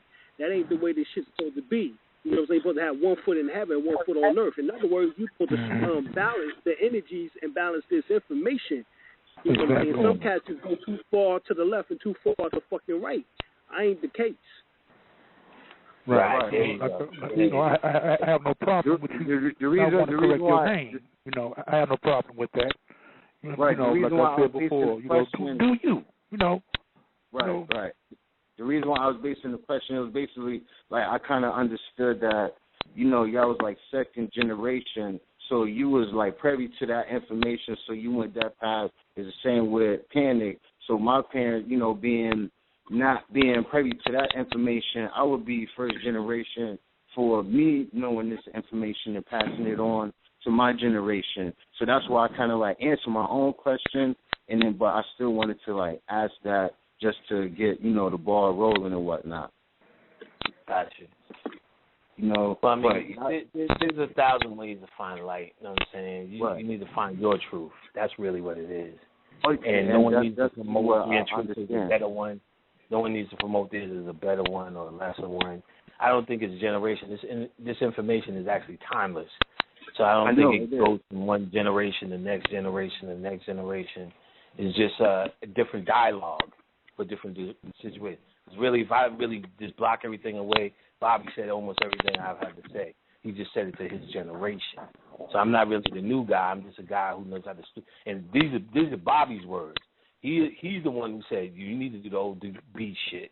You need to do this and that, this and that. And I'm sitting there like, I really don't want to do that. I want to study. He's like, no, you need to do that. He was the one that pushed me to keep talking because he would say that his generation, he knows how to speak to his particular audience, his generation, his time. And he stopped lecturing even before he had his stroke because he was like, he's like, he don't see what he has to say anymore. That he said everything he felt he had to say. And it's not, I've never looked at it as like it's my turn or it's somebody else's turn, but our generation is just, you speaking to a new crowd, it's the same shit, but it's a new slang. You get what I'm saying? A new slang. I'm from the YouTube generation. He don't know shit about an email. You get what I'm saying? So all you just talk about is adaptation, but you're using it's the same fucking information. Just rehash and explain some sort of different way, whether it's under a banner or whether it's so-called you free from it, whatever that means. You get what I'm saying? But I would go as far as to say, there's too many ways to find light. The problem becomes when you Christianize it, and then you start talking about my church is better than your church. Your church ain't. That's the problem. That's at the core of that problem. This one is better than that one. That Moore is better than this Moore. This New Orleans is better than that New Orleans. This occult, and same shit with these free niggas. You ain't as dark like you used to be anymore. You ain't a dark side nigga anymore. That's the real issue. My shit is better. You know what I'm saying? My shit is better. That's at the core of that type of thinking. My shit is better. I do it for real. Once you need to get over that. Is just many ways to get to that aha moment.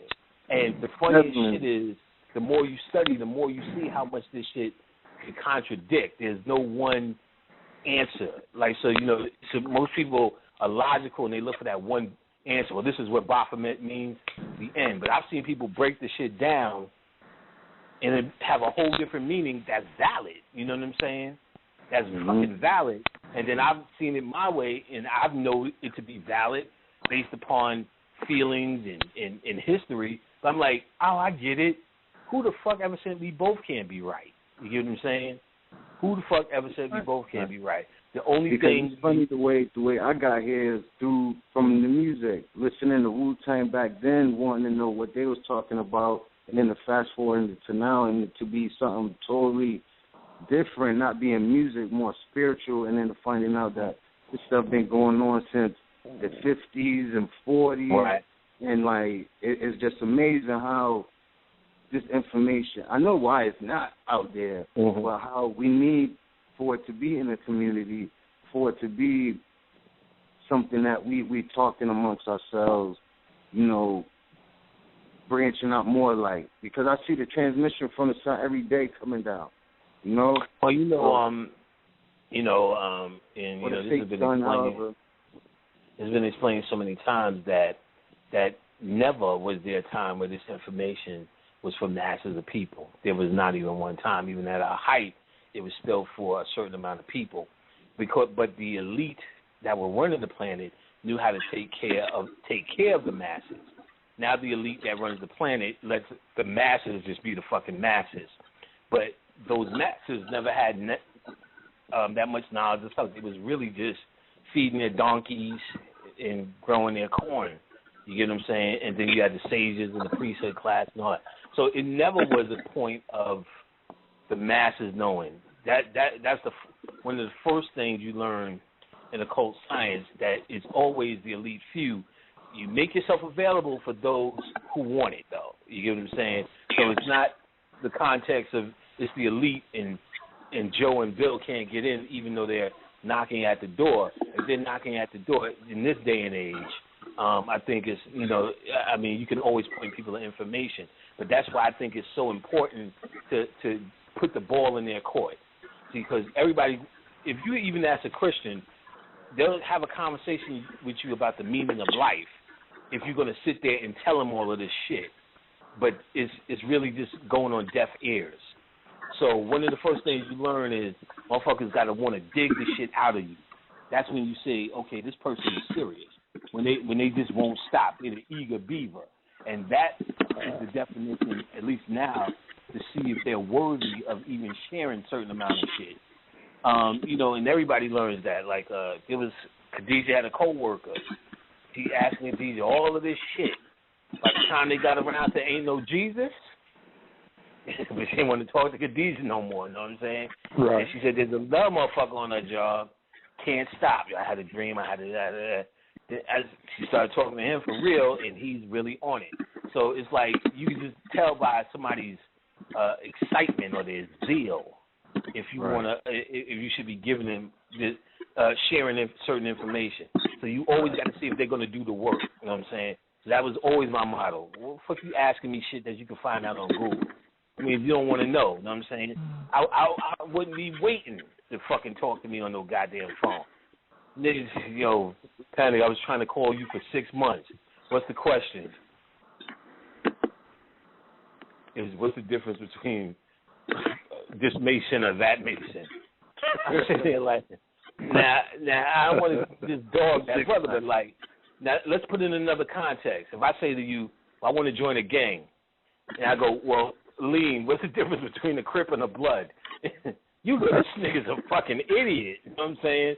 And I'm saying, well, I want to join a gang. I don't know which one. Should I be a Crip or should I be a Blood? At the very least, you're going to say, well, I'm going to be a Crip for life, nigga. You know what I'm saying? You still may be making a mistake, but at least you know the mistake you made. Right. So I'm saying, and not to mention, it's a matter of just going on Google. One of them likes French fries and the other's like Frank meat. Oh, that's the difference? You know what I'm saying? This is Googleable shit.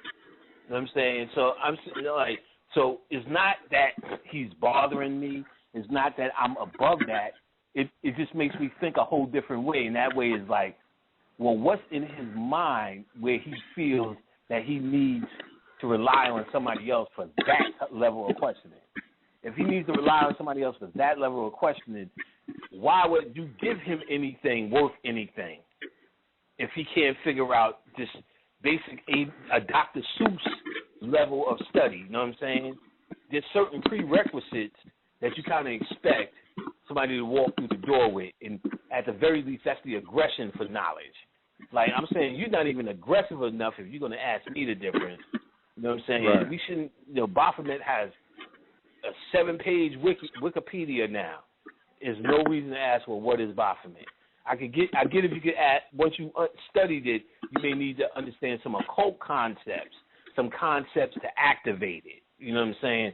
That's okay. I mean, I'm not talking for nothing. I assume that I have some expertise, so and you're trying to obtain that expertise, but you can tell when somebody's going for expertise or somebody didn't do shit. So it's very important for us to understand how important it is for us to have faith in our own study, our own research, our own mind. Because if you don't have study or belief in your own mind, this shit is all for nothing. You get what I'm saying? I can't convince you into that shit. You know what I'm saying? You have to convince yourself. You have to convince yourself. And that means you have to have faith in yourself. And I've seen motherfuckers have very little faith in themselves. You know what I'm saying? And it won't work any other way. Mm-hmm. That's enough of a rant. You go to the next caller. All right. We got area code 203. Area code 203. You on the line? What's up? How y'all doing? Fine. What up, how you doing, brother? Yeah, my question is about the jinn. I wanted to know if you could explain some rituals, books. A lot of the information that I tend to find on it is like, it's either from a negative or it's from like something extreme, you know? Mm-hmm. Well, and it's usually things like you would need to fast for 3 months or, you know, different things of that sort, you know? Where they show up the most or hung around the most is in the Quran. So they just became the devil. So it became evil, but really, if you go back to their origin, they're really talking about the Goetia. They're really just talking about, and Alim goes in on the jinn, so I'm going to let him go in on it as well. But there's certain research I found that way is connected to 72 Goetia and pineal gland, which are there's 72 chakras on the pineal gland. And, to go back to Goetia, are channeled deities that were channeled by McGregor Mathers and Aleister Crowley. Now, what I do know about them, they were able to get the names and the titles of these 72 deities and their functions. They were able to get sigils from them and detailed descriptions and what they call their ranks. Most of their ranks are like the dukes, princes, and all that, whereas the European heads actually mimic the Goetic under them names, Sir such and such, Duke, and they sit over a certain amount of legions and they do a certain thing. But instead, they even though they got this information, they weren't able to really tap into the Goetia. Now, there's an old white occultist named Pope Runyon, and as Crowley had the OTO, he had like the ATO or another OTO something, and right, Pope Runyon, he was a little bit different because what he would say is, where every white person is like, when you do the ritual, you banish. He's like, no, you don't banish. We did all that work to get him there. Why the fuck was you banished?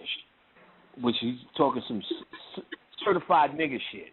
And he also dropped Poke Runyon that them niggas is not really dealing with the Goetia, because if you could put the shit in a circle and contain it, then it's some pussy ass shit and ain't the real shit. Now, these 72 in Egyptian mythology, they talk about Set, which is Satan, which is the pineal gland, has 72 helpers. These 72 helpers represent the Goetia, and then there's also 72 angelic forces. Now, the jinn became the I don't know if they gave too much detail on it, but the jinn represented the Goetia as the genie in the bottle. The bottle or the lamp represented the pineal gland. So the jinn that lived in the lamp that you would rub, it just really meant you're stimulating the pineal gland and releasing the jinn or the power of the genie or the chakra in the pineal gland. And later, like I said, they became connected to the sand and sand deities and demonic. Now, in my book, which is a breakthrough for you, one of the ways I talk about contacting the jinn is with drinking gin. So I give a ritual on how to use gin to contact the jinn. That's why you ever hear a nigga who be drinking, they say as soon as they drink that gin, they be really fucked up. Like niggas say, I could do this, I could drink that, but I get on that gin, that's it. I said, because you actually you opening up the pineal and you getting on that gin. And I give you the history of how they made gin. Very ritual. I mean, all liquor has a ritualistic, and the Moors showed white people how to what do they call it, the process of making liquor. But when they went through the gin shit, it was, I can't remember the story. Like I said, it's in my book. I wrote it so long ago. But it's a story where you go, oh, they act like they don't remember the recipe, but it's the Moors that actually came up with it. So that you deal with gin rituals to deal with the gin. And basically, like I said, I haven't seen much detail on names and specifics more than the jinn as a force. There's a book called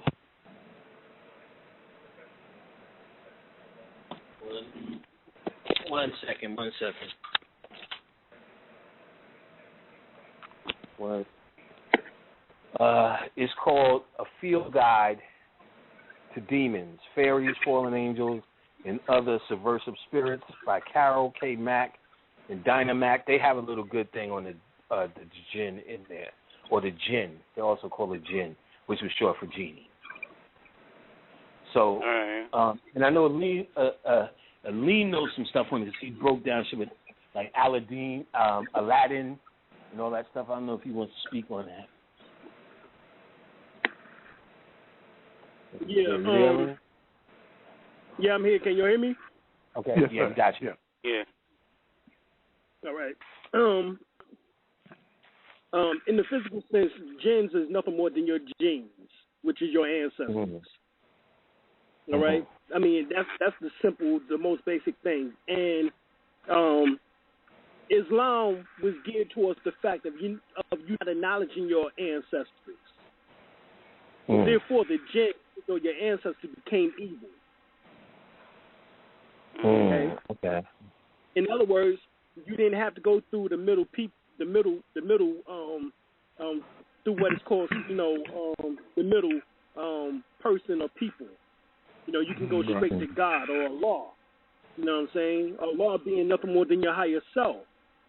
However, on the physical plane, you need your ancestors, because your ancestors become part of you once they leave the physical body. Once they leave their physical body, they become part of you. The memories. A matter of fact, you are a concentration of your ancestors. 7 generations on your father's side, 7 generations on your mother's side. So 14 generations you are a concentration of.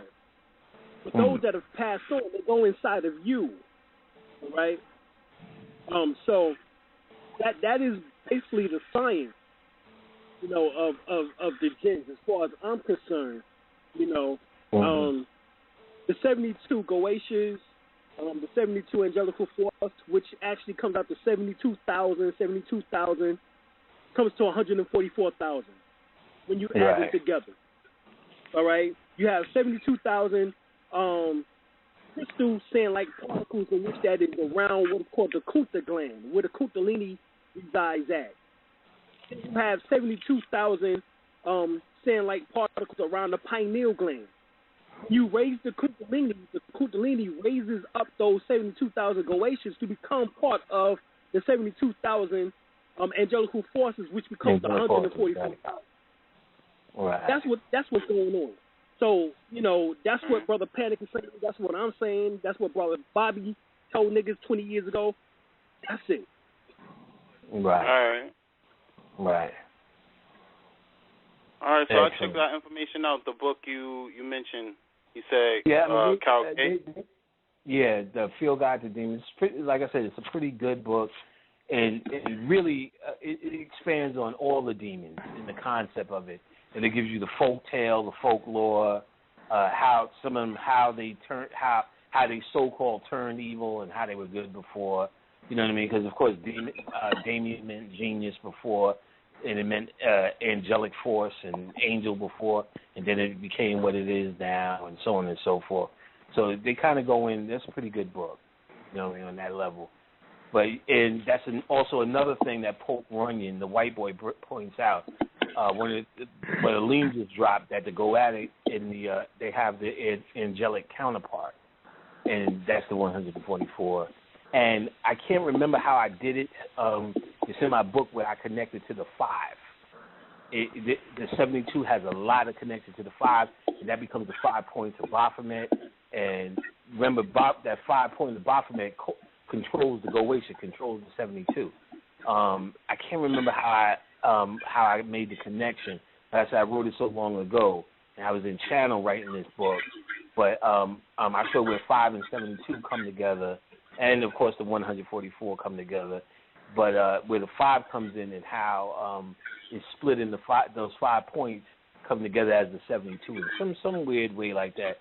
And whatever it was, the math added up. And because they'll tell you that Baphomet, the 5-point star, controls all the Goetia, Solomon and all the rest of this jazz. All right. Good stuff. All right. That's it. Thanks. Yeah, thanks. Yes, sir, bro. Good stuff. All right, peace. All right, we got area code 251. Area code 251. You're on.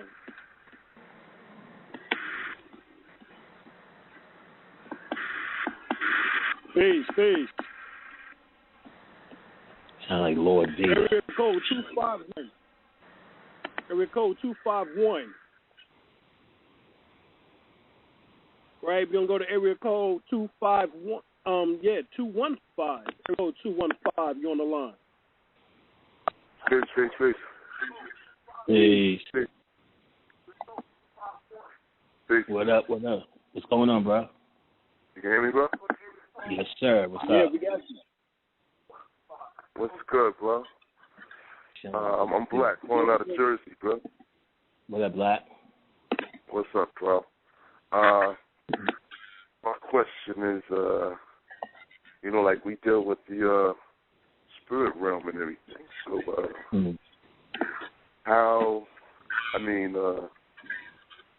how does that protect us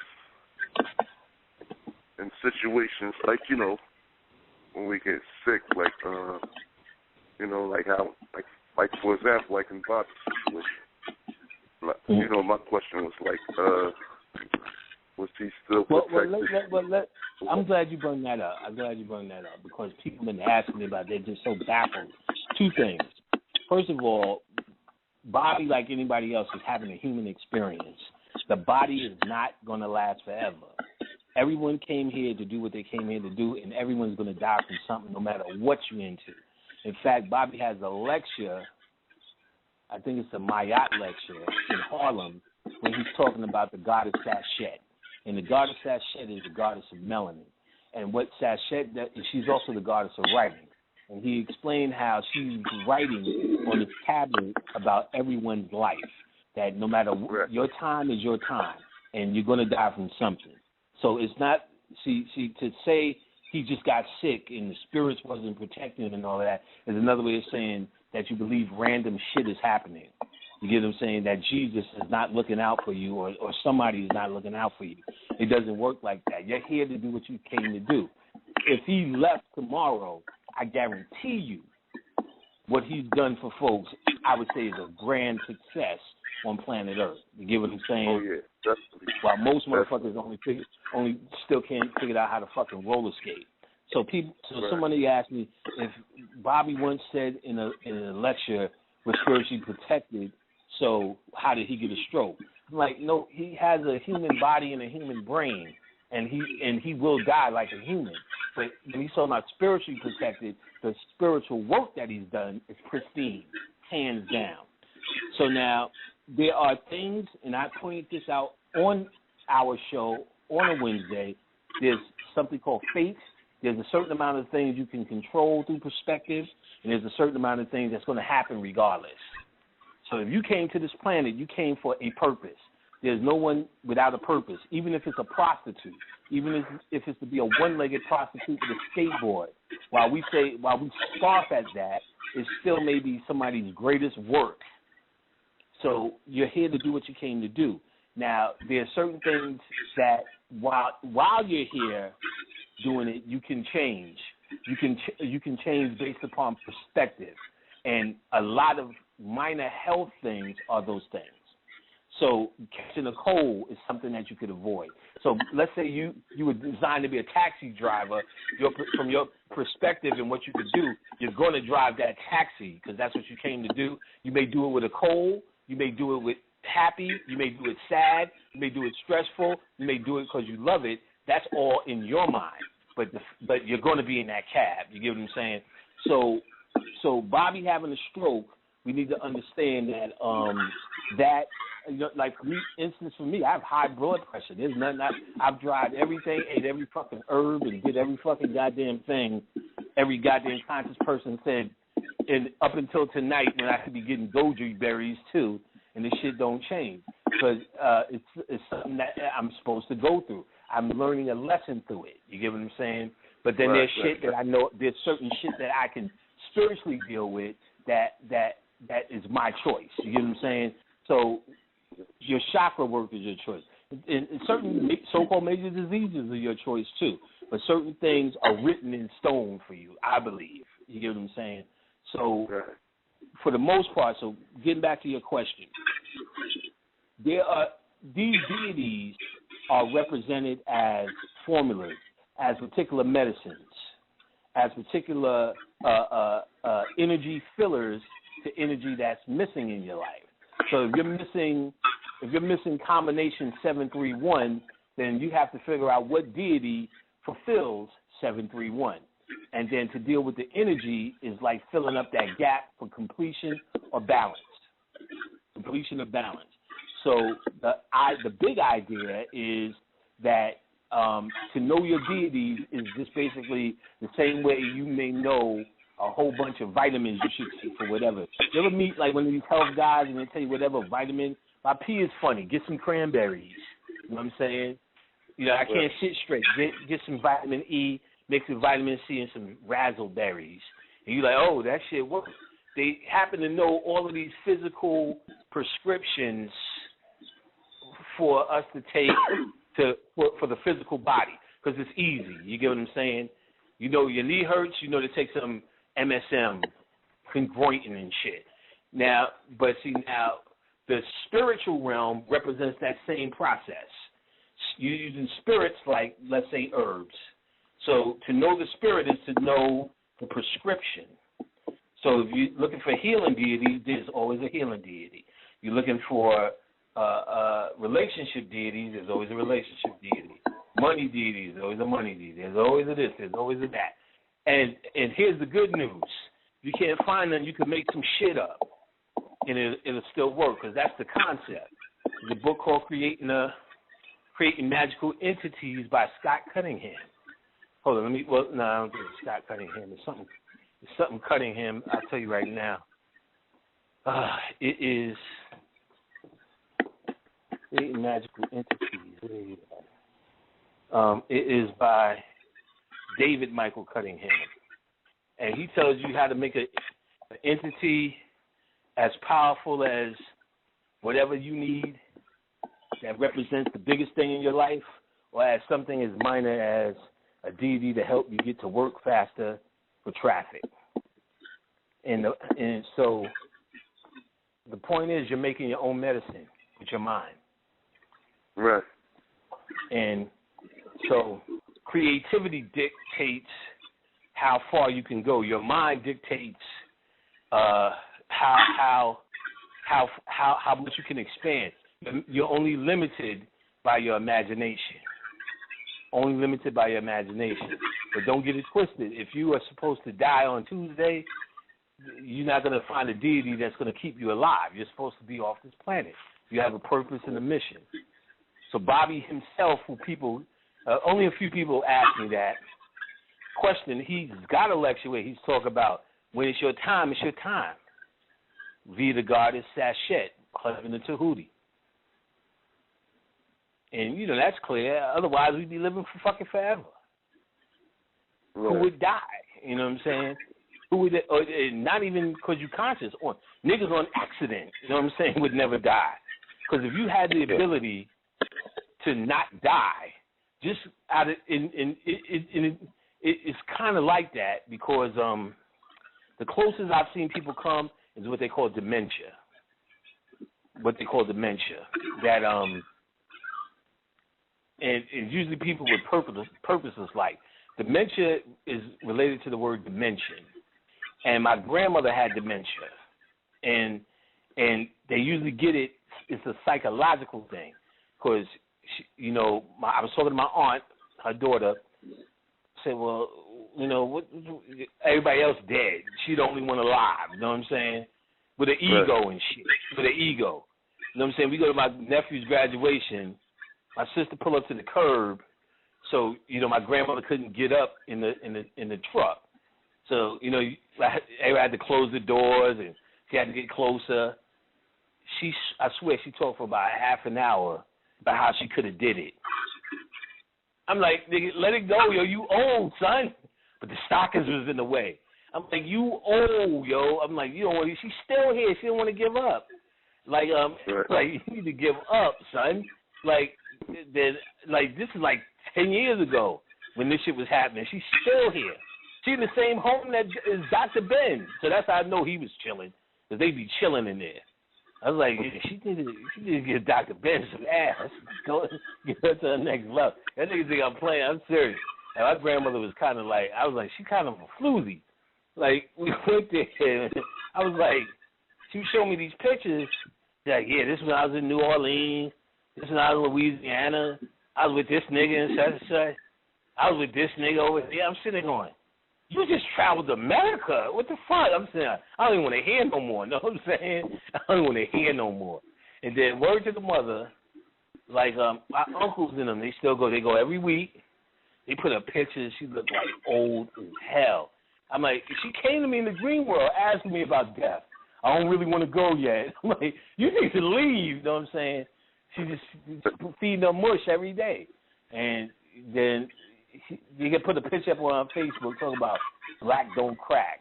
I'm sitting there going, no, black crack, nigga. You know what I'm saying? Black crack. I'm like, she needs to be free. You know what I'm saying?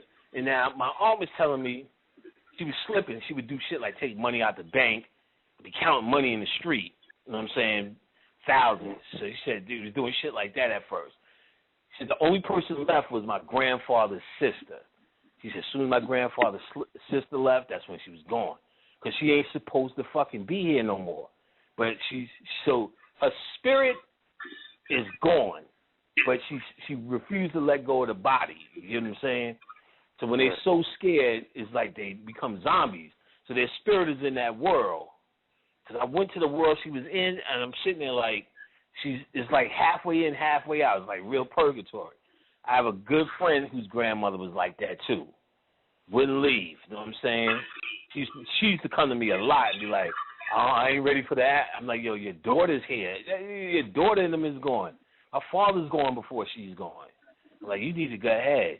She left. She's like, yo, this shit is happiness. I'm telling you, niggas is fucked up. Nate Dogg just finally came through and said he finally found peace. All that time, Nate Dogg came to me and was like, He didn't want to leave this motherfucker. He was still stuck here, which is hard because, you know what I'm saying, he's the dog. You know what I'm saying? Right. He ain't ready to go. He said he's just finally starting to enjoy death, like realizing where he's at. He had the same mind. So now when it's time to go, it's time to go. The only other phenomenon I've seen people hang on to is dementia. And there's this idea that accidents happen. Like if you were walking down the street and a safe fell on your head, that's how you're supposed to go. That's you ordered that up. And for no other reason, you can just say the Lord of attraction. But you're the one who made that connection. So there's no such thing as accidental death.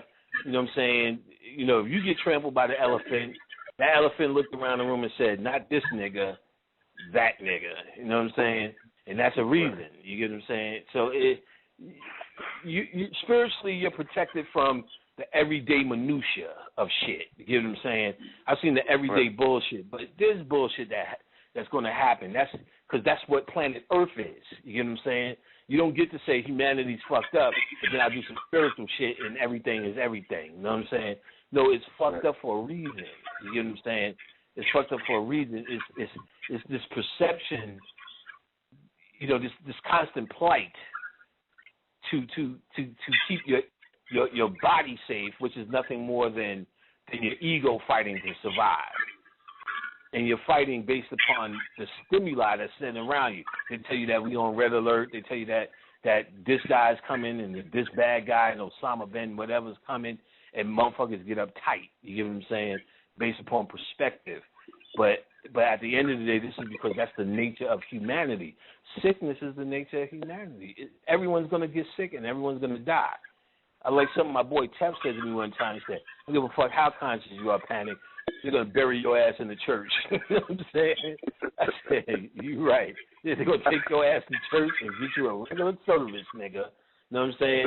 Like, you know, we talking about this shit. It's not like we're going to have fucking Egyptian funeral, right?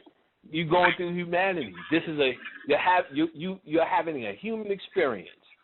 And that means you're going to have heart attacks, strokes, club knees, bad vaginas, testicleitis, anal problems, you know what I'm saying?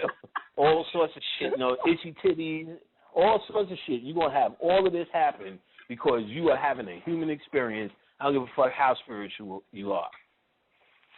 The best you could do is eat your goji berries, your spirulina, and just power through it, son.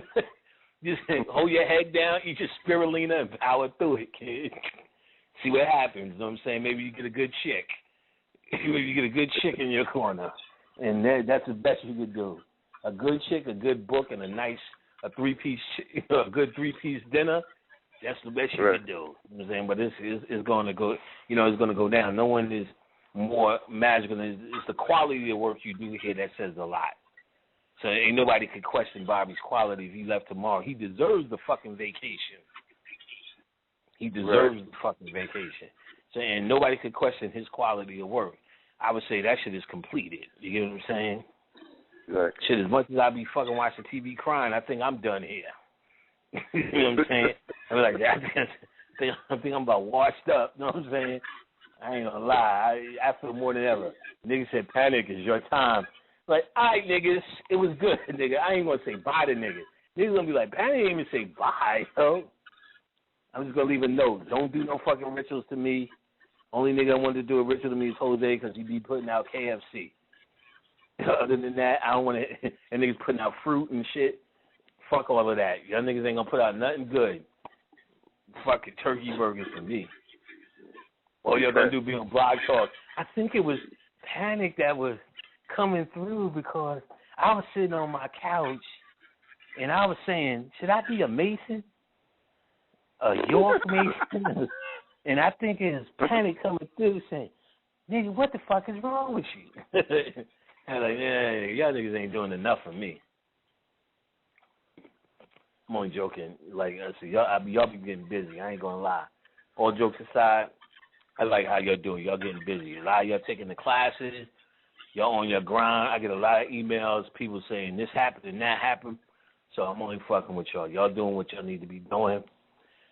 So good luck. Good luck. Any other questions, bro? Yeah, man. Whatever. I heard you one day. This was years ago. You was talking. I think it was on the ODB show. You were saying that Big Pun came through too, and you saying he said deep shit. Big Pun. You never said what he was. Yeah, let me tell you. The channels, I don't remember them after a while. If I don't document them there, people be in my class saying, "Remember when you said Whitney Houston came through?" And they say, I'll be really sitting there in their face going, "No, I really don't." I'm deeply in channel, so I have to remember it at the time. I have no idea what he said. If I go real hard, perhaps I can remember. If I had a hint, it'll usually come back. You know what I mean? Depending on the channel overall, but there's times I've channeled for people, and then their moms will call me the next day. He said, "You talked to my daughter. What did she say?" And then it's embarrassing. You don't remember and shit. Like this lady, I was talking to this chick, then she had her mom's call because she died and her and her moms was arguing. But I do remember the girl saying she wasn't holding on to it. But then the moms called me. "I'm ready to make you a dinner right now. What did my daughter say?" And then it sounds coarse if you don't remember it, because that's when she called me flat. I was like, what did I say before? And as soon as she said, then everything came back. So now I don't remember. I mean, I talk to these niggas like we talk now. You know what I'm saying? Them niggas come. In fact, it's at a point now where I don't even listen no more. Motherfuckers always running their goddamn mouth. I said, Nate Dogg caught me the other day, came through. He was like, "Yo, I'm just finally settling down, kid." You know what I'm saying? He was real disgusted. He's gone. He was at the prime of that fucking pussy hook song shit. You know what I'm saying? "Lady, you want to suck my balls." You know what I'm saying? All this stuff. "Yeah, baby, want to suck my balls." That's right. This is Nate Dogg. "Bitch, want to suck my nuts." Like, he just new rap shit. Right. So the ones like that, the ones like that are the ones who are more holding on to humanity. They holding on to humanity. It's like they leaving too young, you know what I'm saying? Or they feel they leaving too young. They got something to leave, you know what I'm saying? If that nigga's working for the post office, that nigga be in the astral world fucking doing cartwheels. You know what I'm saying? Right. But, you the dog. "Bitch wanna suck my balls. And I like to fuck her every day." Yeah. Oh, man. Rap is so terrible now. "I like to fuck her every day." And Snoop come on with that bullshit. And so, I can't remember what it was at all. It's not even coming back to me what Pun was saying. All right, man. Well, yeah, man. I'm still listening. I've been listening for a while. I've been doing a lot of work. So this guy, he's like a seer, I guess. And he comes over to my house and he's like, "Oh, man, I don't know what you're dealing with, but you got a lot of spirits." To the next level. He's like, "You got too many spirits in here." I'm like, "What?" And he's like, "You gotta banish some of these." I'm like, "Banish them?" Hell no, nigga. Shit. Yeah, I'm like, "What the fuck are you talking about?" So I did this ritual.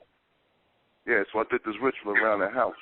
So he comes the next day, and he said, "Yeah, man, the Black, you gotta do something because spirits keep me up all night, man. They kept me up all night. They told me to tell you to give him some pig's blood, right?" So I'm some what pig blood? Some pig's blood. Nah. Let me tell you, this is one of the things I figured out that the shit that mind you, these spirits are nothing but our psyche. Right. So there was a time where, let's just say pig's blood, that was on the menu, you know what I'm saying? So because they're connected to our psyche, ain't nobody killing no fucking pig. 5% of the niggas trying to keep it real will kill some pigs. Who the fuck is killing a pig? But so that psyche changed, when that psyche changed, spiritually, the spirits don't want that shit no more. So when you tapping in with the mentality that you're on the cutting edge. See, most people try to tap into spirits and tap into some old African shit. So they're tapping into an old template.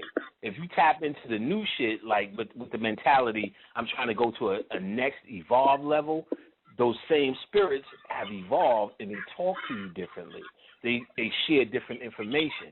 It's all in your mind. It's all from your perspective. So if you're trying to do some old Orisha bullshit, you ain't even Nigerian, so sweetie, and you ain't even Nigerian, and you trying to do some old Orisha shit, you getting some old Orisha shit. You know what I'm saying? You getting these old motherfuckers' mentality that wants pig's blood and all the rest of that shit that nobody in America is actually doing. Right. Now, so you moving forward, it unifies or synchronizes with your mentality. Hey, when was the last time you decided to cut up a goat or some kind of shit like that?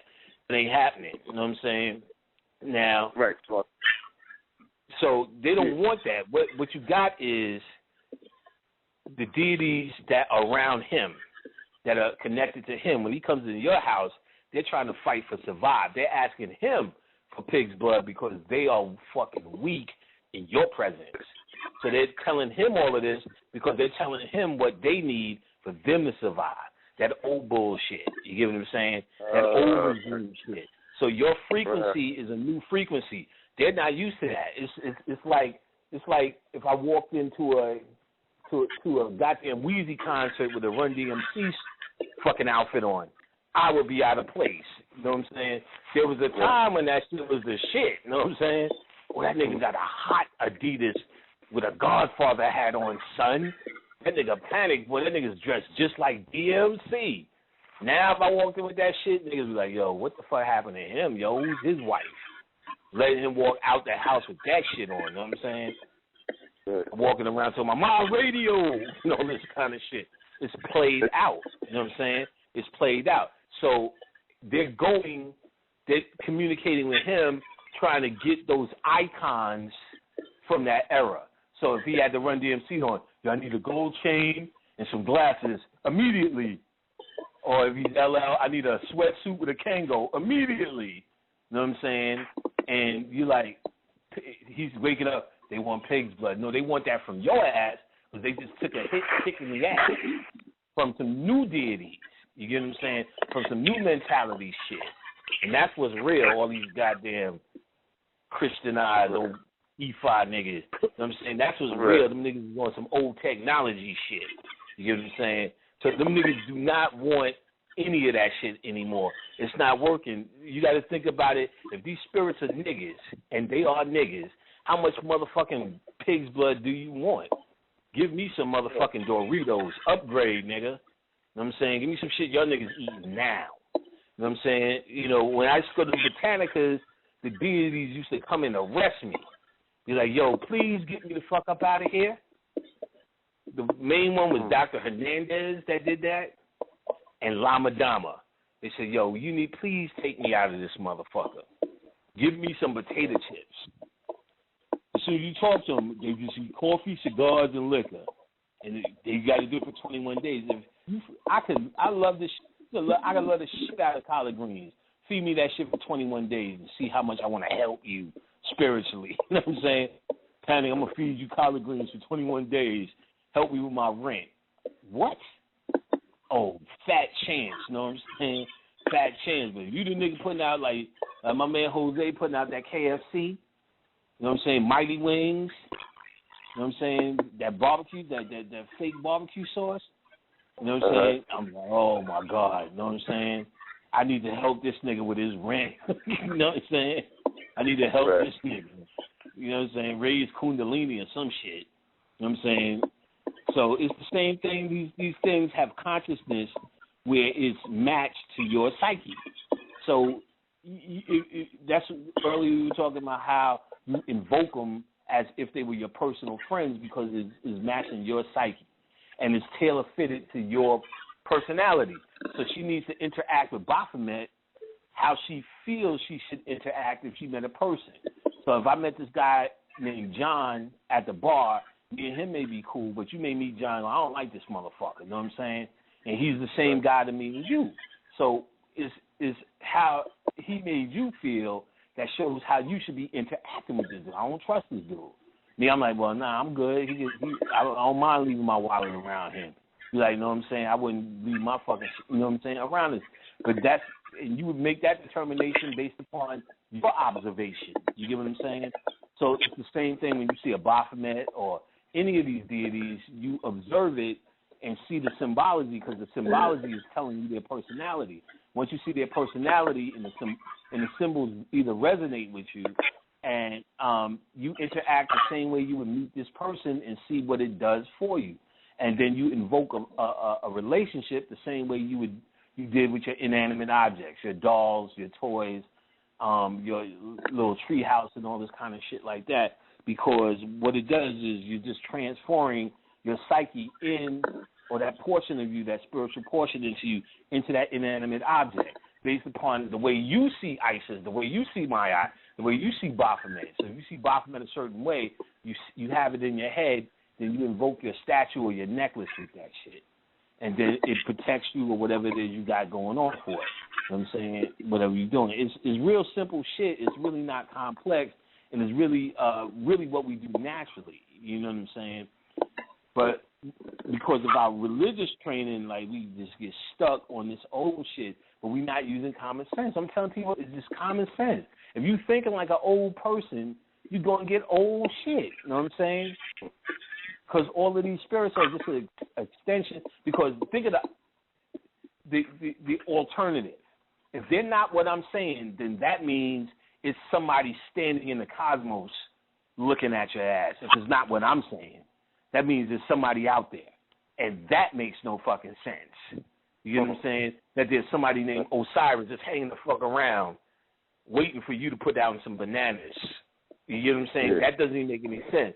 So you know, you got to think of the alternative. If you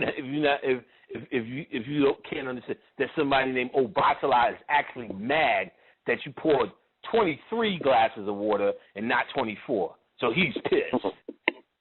Think about that for a second. You know what I'm saying? Where the fuck does he live? You know what I'm saying? Like, you know, that doesn't make any sense.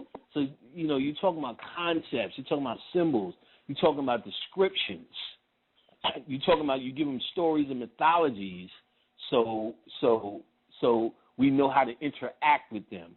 You give them stories and mythologies so we know how to interact with other energies, how they can be used, how they can be perceived. How you know what I mean? You talk about them as if they have emotions because you're talking about the misrepresentation or the well-representation of an energy. So, for instance, if I stick my tongue in a light socket, that's a misrepresentation of electricity. If I stick my dick in a fucking light hole or electricity plug, guess what? That's a misrepresentation. The electricity is not mad at me. It's because I didn't give it 23 glasses of water. I just did some shit, some ignorant shit. You get what I'm saying? So it's not like Oshun is sitting out there mad at you. You just misuse or misinterpret the energy. She's not used for that. And then if you take it one better, because we're so used to praying, she's not even used to, really good to find other love. It's really for self-love they're talking about. You know what I'm saying? For the most part, the ancestors will help you with all your human shit. You know what I'm saying? That's what they were for, to show you how to bury your seeds so you'll have some fucking better crops. And if your crops weren't coming in, you figured you may have angered some deities, but they're really saying you just misused energy. There's not some deity going, oh, shit, you ain't going to get no fucking cabbage this year because I'm pissed. They're just trying to explain it to masses like that. They're just saying we basically didn't balance something out in the energy, therefore. The same way now we say, well, we just didn't fertilize it enough. We'll say that now if the cabbage ain't grow. It wasn't enough fertilizer, wasn't enough rain, wasn't enough this. So to balance these elements out, these things out, we use invisible deities. We didn't use machines or whatever. We use invisible deities. And then if we would say the deity's mad or we didn't do that for the deity or it means this with the energy and the energy is about to change based upon the signs. And then moving on, superstitious, in terms of superstition, it became like the way we know Jesus now. Oh, that nigga's mad. That nigga's mad. I remember there was this thing on TV where these niggas was doing this ritual to this fishing god, and they was going in. One nigga just beat himself in the head and got a hole in his head. Then the shaman sucking the blood out this nigga's head to make them. I said all this so they could get fish. I'm like, y'all niggas is doing too much for fish. You know what I'm saying? Y'all need to go down to Borgans Market. Y'all need to go down to Borgans. You know what I'm saying? Get you fucking some whiting. You know what I'm saying? And like, you know, all this shit for fish. And I'm sitting there going, damn, what? You know, you can see the pathway. So, but all these conscious niggas go, that shit is hot. I'm like, it's not hot. It's hotter than fucking you at church on that organ, maybe. And that's a maybe because sometimes that organ should be sounding right. You know what I'm saying? Nigga hitting on that right. But it's better than a nigga beating a tambourine. But it's corrupt within itself. Nigga, you beating a hole in your head for fish. And then this nigga sucking your head out. You know what I'm saying? This shit is terrible. Just on Netflix. You know what I'm saying? I don't remember the name of that shit. It's on one of them voodoo shows. It's on one of them shows. Actually, I think it's on YouTube by now as well. Like Strange something. It was a show they did about voodoo. Anyway, it's like, you know what I'm saying? We need to be a little bit more basic with it. Like we're thinking of this shit wrong. You know what I'm saying? We need to think of this shit a little bit more plain. You know what I'm saying? A little bit more rational. You know what I'm saying? And I hate to use words like reason and ration because the whole point is to go beyond reason and ration. But so you need to really start at I would rather change that to we need to think of this stuff as a little bit more basic. That it's a little bit more natural to us. So our natural way of thinking has been corrupted into the shit we're doing now. So what we need to understand is we need to get back to a natural mind state, a natural way of thinking, the shit we did as kids, the shit we was doing anyway. And those is where you'll find your answers in that innocence.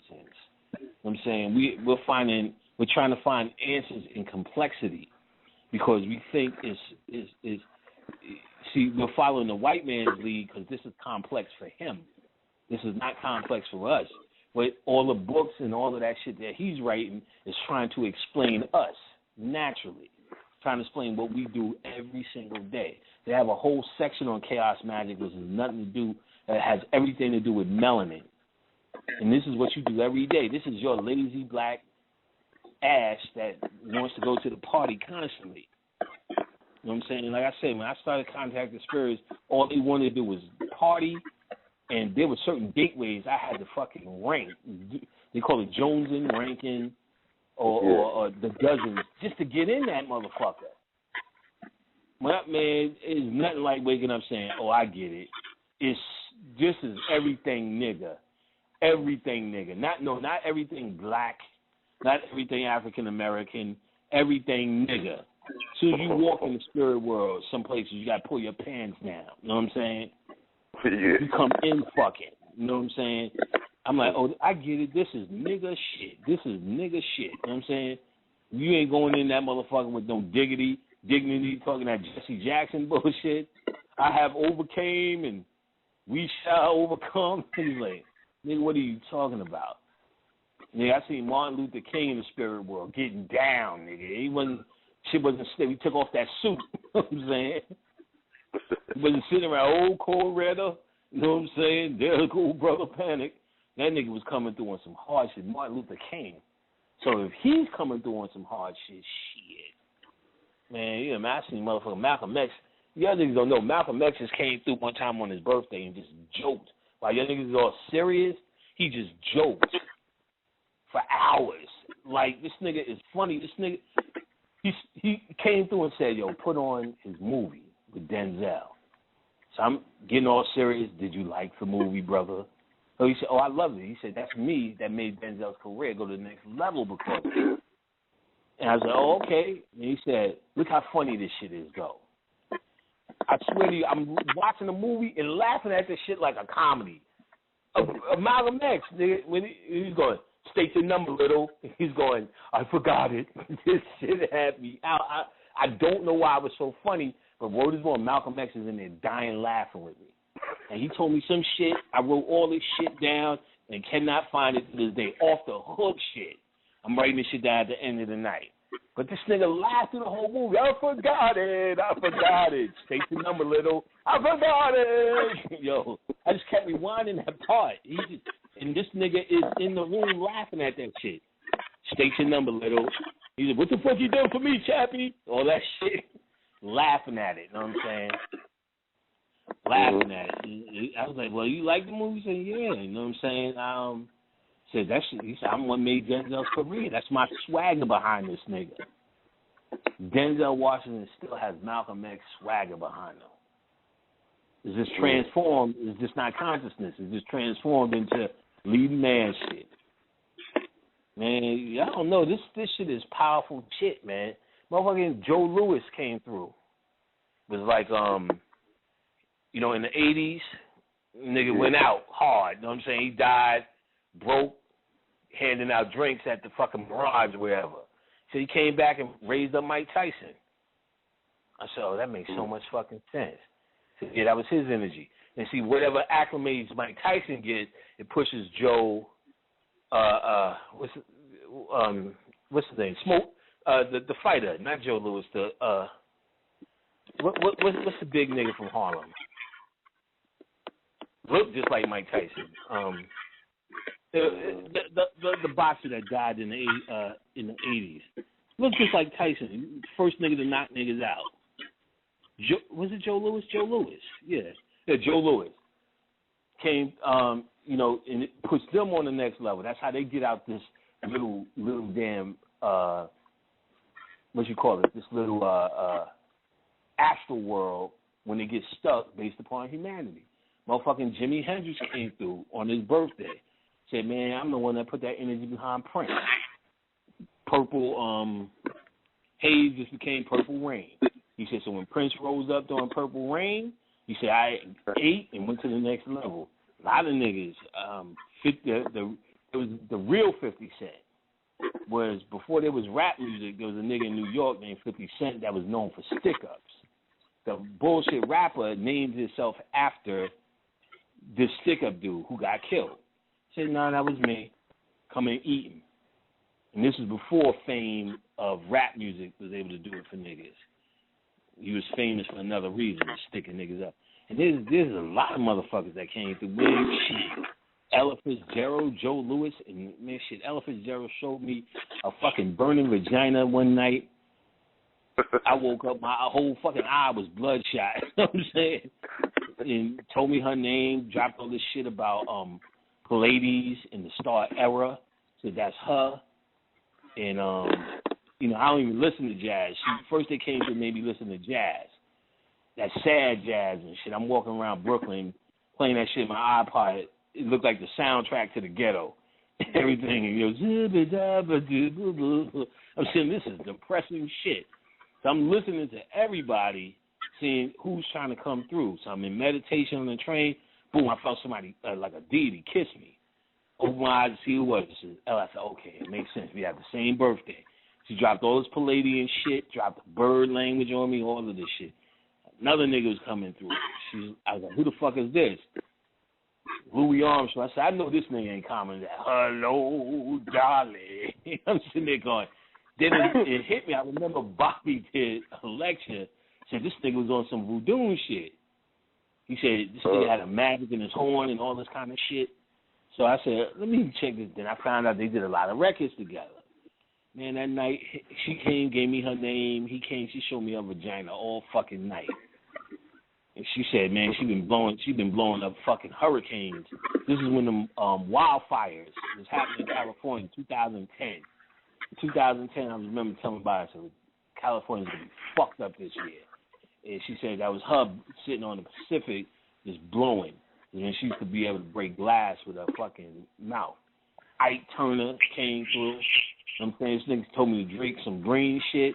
I ain't never felt that fucked up in my life. Some green apple liquor. Went in the store. I said, I'm going to channel some shit, Ike. You know what I'm saying? Saying all that shit from that movie. Well, you trying to help Ike, huh? You know what I'm saying? All that shit is ringing in my head. Ike came through. Ike was telling me about the priest of the set, all of this shit. You know what I'm saying? I was like, well, we do rituals, you know what I'm saying, change the energy around. He's like, no, I like being that nigga that beat the bitch. I'm like, oh, I hear that, nigga. He came through. David Ruffin and the niggas came through. There's something called Shiva Nahagarata, the dancing Shivas. He came through, said all them niggas from Motown was the dancing Shivas. Can't remember what else he was saying. Then, of course, the goddesses be coming through. Tammy Terrell came through, broke a nigga off proper. And I know you niggas is feeling that. Phyllis Hyman. Phyllis Hyman was one of the most powerful motherfuckers that came through. Any of you tall chicks, she said she sit over all these tall hoes. If you're a tall hoe, get with Phyllis Hyman. Please get with Phyllis Hyman. I was listening to an Om CD, meditating on Phyllis Hyman. That bitch took me back to Egypt, to Kem, and showed me who everybody was. The only nigga that I could not pick up on was only one nigga in consciousness. Brother Dawu. I don't know what it was. I just couldn't. She showed me who Alim was, our relationship. Primarily, she showed me the priesthood I was in. She showed me when we got the channel that us, or, us as, we would become human. She was telling me we used to regenerate. Now we're going to start reincarcerating. But we used to regenerate in rooms in a lot of the pyramids with chakras. You know how to regenerate ourselves. She said, y'all going to start reincarnating. Motherfuckers going to forget who they was. She said, y'all going to have two agreements. Y'all going to show up on the planet as Moors. And then y'all are going to get white people to America to finish the process as Moors. So he said, we raised them up as Moors, and we gave them maps and waged a fake-ass Native American war with them, and just so we could get them in the West. So that was the final showdown. So it's the only other time we all met up is on the planet with Alim, Phil Valentine, Bobby, Dr. Africa. She showed me Dr. Clark came through. Dr. Clark came through and told me about how he sits over Akashic Records like a librarian. When he shows up to the planet, that means the planet's over. There's no more. He's documenting history. That means ain't nothing moving forward anymore. He's actually documenting history, and it's the rise when he shows up on the planet. Him, Ivan Van Sertima, Asa Hilliard, any of those scholars, Dr. Ben, he said when they start showing up on any of the planets, that means they're documenting the history, meaning it's already going in the books. There's nothing like new or breakthrough happening. It's over. That's the beginning of the rise when them historians show up. And he actually said that other goofball is in training. That's the nigga from Harvard with the big ass teeth. Look like his whispers stink. My Cornell West, yo. Cornell West looked like his whispers stink. Like he said, like he told me this. Dr. Clark told me this nigga was divine. He said this nigga is divine. He said he's training though. He's like he's got to do it for a couple of times to become something. I'm like he damn sure do. You know what I'm saying? Shit, Red Fox. Yeah, this nigga look like his whispers stink. Like Red Fox came through, told me Martin Lawrence was a god. I said I quit. He said no, Martin Lawrence is a god. I said, I quit, nigga. Now y'all niggas is playing too much. He said that Martin was the first TV show that actually showed a love affair between two young people on TV. And he was absolutely, you've never seen that between two black people. We knew Florida and James was together, but you never seen the courtship. You've never seen, Weezy and George loved each other, but you've never seen the courtship. You seen this nigga go through the courtship up until marriage. So much so he really fell in love with this hoe. You know what I'm saying? It had to quit the show. So he said, no. He said, it's the first. And if you remember, in the 90s, every fucking chick wanted to be Gina. I remember chick was like, you don't do it. She was doing a Gina imitation. Like, yo, get out of my house. You know what I'm saying? Saying where she put, like, posters up around my house. You're getting warmer. I said, look, let's cut to the chase right now. I'm not going to follow these fucking posters. So you need to just tell me what it is. She was mad. And she did some shit from Gina. You know what I'm saying? You know, some shit that Gina used to do. What's the boy? Gregory Hines came through. Gregory Hines came through and was like him. What's that boy? Sammy, of course. You know, 'cause you got to them niggas with some, ham bone ass niggas. He's like, nah, he said, nigga, we finna preach to the pan. He said, I tap dance and send algorithms to the earth and woke that shit up. And we left Savion Glover to make the last point. I'm like, God damn, man, you just never know who niggas are. You know what I'm saying? Never know. And shit, I'm forgetting 30%. I used to list these motherfuckers. I'm forgetting 30%. So I used to always say, like, well, why are these stars coming? I said, I get it. Because that's really the only way the gods can come in my day and time and express themselves. So Elijah Muhammad and them came. When he came, he told me, yeah, the Wu-Tang Clan, that's all my children. That's all my priesthood. He said, Father Allah, we all chill together. Me, Father Allah, Malcolm X. He said, all that shit is our priesthood. And he said, he also said that, damn, I just had a thought of what he was telling me. Damn, it just left me. It just left me what he was saying. Yeah, it was something Elijah Muhammad was telling me. It'll probably come out, but he said, yeah, Rakim. He said all them gods. He said they was all a priesthood. He said there was a badass priesthood. He named it was a Tahuti priesthood. And he told me that most from his era was the last of those gods that came through on a political level. He said, except for Obama. He said Obama's a god. He said on a political level with political swagger. So Malcolm X, Marcus Garvey, and the rest of them.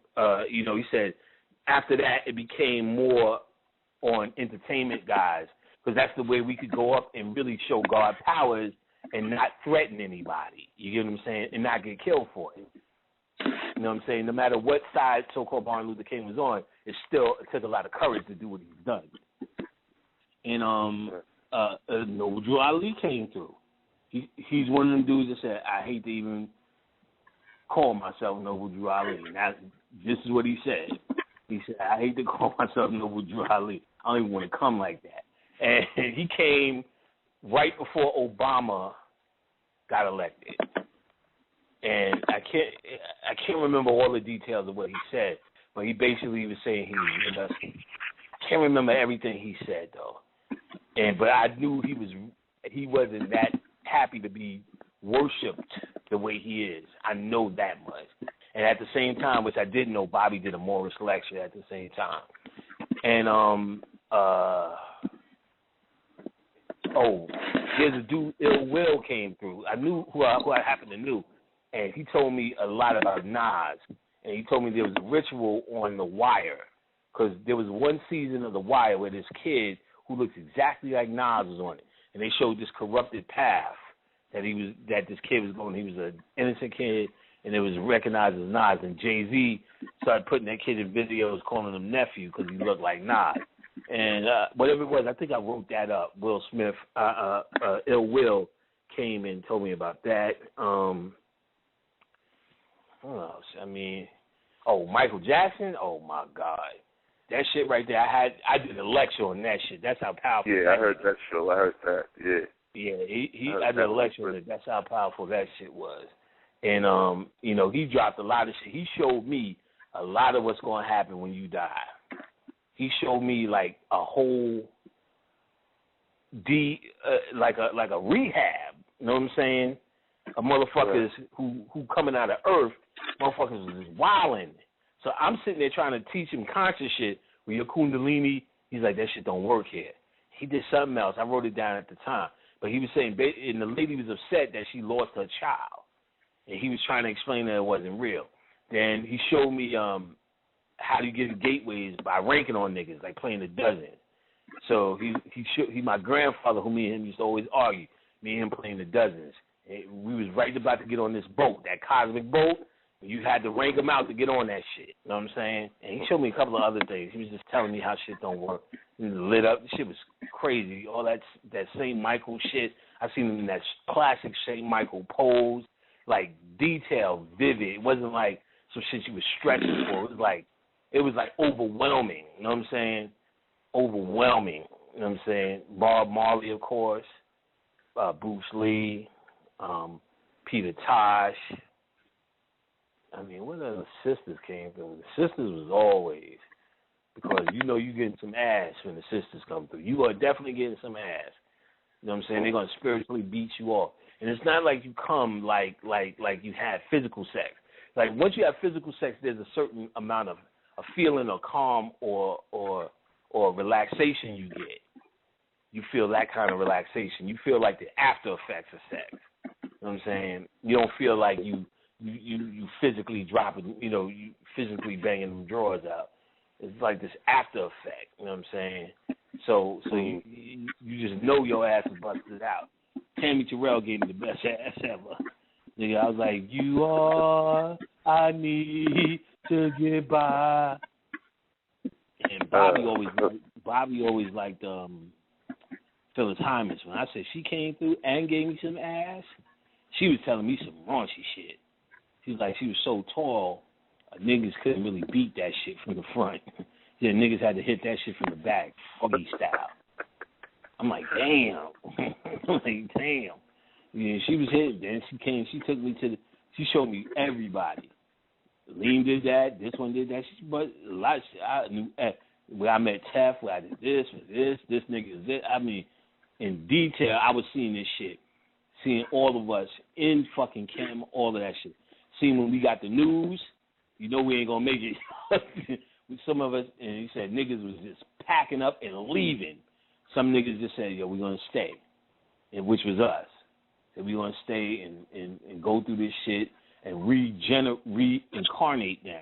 It was like, well, we'll remember. We have the ability to remember, but subtly, not out and out remember. But I guess you could look at it that way. But we have the ability to remember to retain our consciousness through lifetimes. Because that was the issue.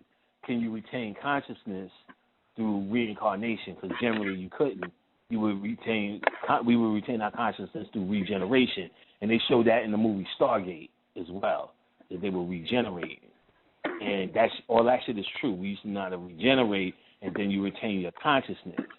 But we were able to do it, and I know this is the truth because I remember myself as a baby. And I remember thinking like I think now as a baby. I remember it moving, my thoughts moving further and further away as I went through more and more human shit. So as I hit my knee, fell off the bed, couldn't get no ice cream, and all the rest of that shit, I remember getting further and further away from that thinking, then becoming conscious. I remember thinking like this in the crib. I remember one time my aunt was changing my diaper and stuck me with a pin. That type of shit. But then as all these human events started happening, usually that's where the baby brain starts taking over and people don't come back into consciousness, even though you're born with it. But I remember having this mind, so we knew how to retain our mind. It may have taken a while, but we knew how to retain our mind through lifetimes. And that's like the best of the best we could do that. And so we know how to do that, and that's why we're still conscious now. And all this shit Phyllis Hyman is putting down. I mean, like, I'm missing a lot of people. You know what I'm saying? That just used to come through. You know, what's that Spanish lady that sings Guantanamo all the time? She's like Guantanamo. She's I don't know her name. I know you're talking about. Yeah, she wear that white and shit. She came through. Talking about she was not Ochosi. Not Obatala, not Ochosi. The other Olokun. And niggas really connected her with Yin and Ya all the time, but she said no, she was actually Olokun. And she used to sing Guantanamo all the time. She came through. A lot of motherfuckers. Tito Fuentes, you name the shit. Coming through. All right, so we almost at 11 o'clock. I think next week, we're going to take next week off because we're going to come back with a lecture. We're not going to come back with Q&A the week after. And I think Alim said we should be talking about the Kalip-Off. For those who don't know, the Kalip-Off is what they call the dark side of the tree. There's two trees, even in the Bible. There's the tree of knowledge and the tree of life. When you talk about Kabbalah, you're talking about the tree of life. When you're talking about the tree of knowledge, you're talking about what they call the Kalip-Off. There's very little information on the Kalip-Off. It is the tree that pushes forth the Kabbalistic tree. So it is the dark side of the Force, as they pointed out in Star Wars. So we're going to probe that, understand that concept a little bit more, demystify that and deal with the Kalipov, probably a little bit of the Goetia, a little bit more detail. I've been staying away from the Goetia because I did a whole chapter in my book on the Goetia, so I don't want to blow anything. But I did a whole chapter of the Goetia 72, the 72 angelic forces, how they should be mixed, certain number breakdowns, and so on and so forth. So I'm going to see what I can do in terms of putting as much Goetic information I could without spoiling the book, which we're finishing up the 3 last chapters on editing now. Formatting and printing is next, so very, very soon. And again, hit me up, panicpack@hotmail.com for herb packs, spiritual baths. I told people about a powder that I have now that's new that you put in the corners of your house and it absorbs negative energy. You can hear last week's show or email me and I'll give you a detailed explanation of this powder you can use, or you can use it under the bed to clear out spirits. You can also contact dralimlbay.com for candles, herbs, and those chakra stones that I've been telling people about. You need to contact my boy Jerry Miller through me, through panicpack@hotmail.com. If you can't get him on Facebook, to deal with the organ stones. If you don't know what organ is, you need to look it up and see how powerful it is, and understand that Jerry has been crafting this for quite some time. To a mastery level, you can go to his page and see exactly what he is, what his work looks like. So Jerry Miller, if you can't find him, email me, I'll give it to you. And of course, that's panicpack@hotmail.com. And like I said, I'll be taking next Wednesday off. Alim is always here. Alim is always here every Wednesday. So you need to see him every Wednesday here. If I'm not on the show, I'll be on the week after, soon after. But the second week, we're going to deal with the Kalipov. And again, if you need to email me for free links to old shows because you're a new listener, you can do that for absolutely free. panicpick@hotmail.com. First World Order Radio, finally, we are on the air. No doubt. All right. There's always going to be somebody in the building on First World Order Radio. We get on into some of that order consciousness tonight. First World Order Radio every Wednesday, 8 p.m. We got to talk about what is taking place on the planet. There's always going to be somebody in the building on First World Order Radio. First, we need to let you know we're going to be doing more shows, giving out more information on Wednesdays. Wednesday at 8 o'clock, we are now going to make this the hottest day of the week. Preceding others in time, order, importance. The most prominent parts, voices, or instruments. Earthly state of human concerns in existence, an indefinite multitude, quantity, or distance. System regulates to bring about specifics in the root based on value and natural characteristics.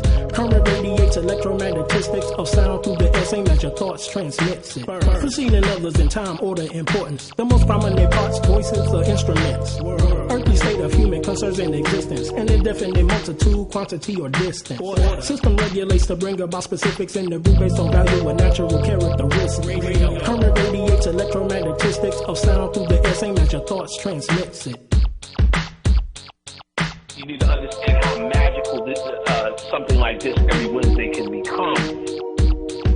So you need to start getting your calendar right, get your schedule right. You need to know our intention straight out. All right, so these clues are given throughout the various languages was to piece the puzzle of this ancient mystery school back together again. And what we plan on doing, both of us, is bringing y'all some surefire dynamite. We're going to take this level up a notch. We're going to have stuff to do here. This is not just going to be about philosophies and theories, shit that works.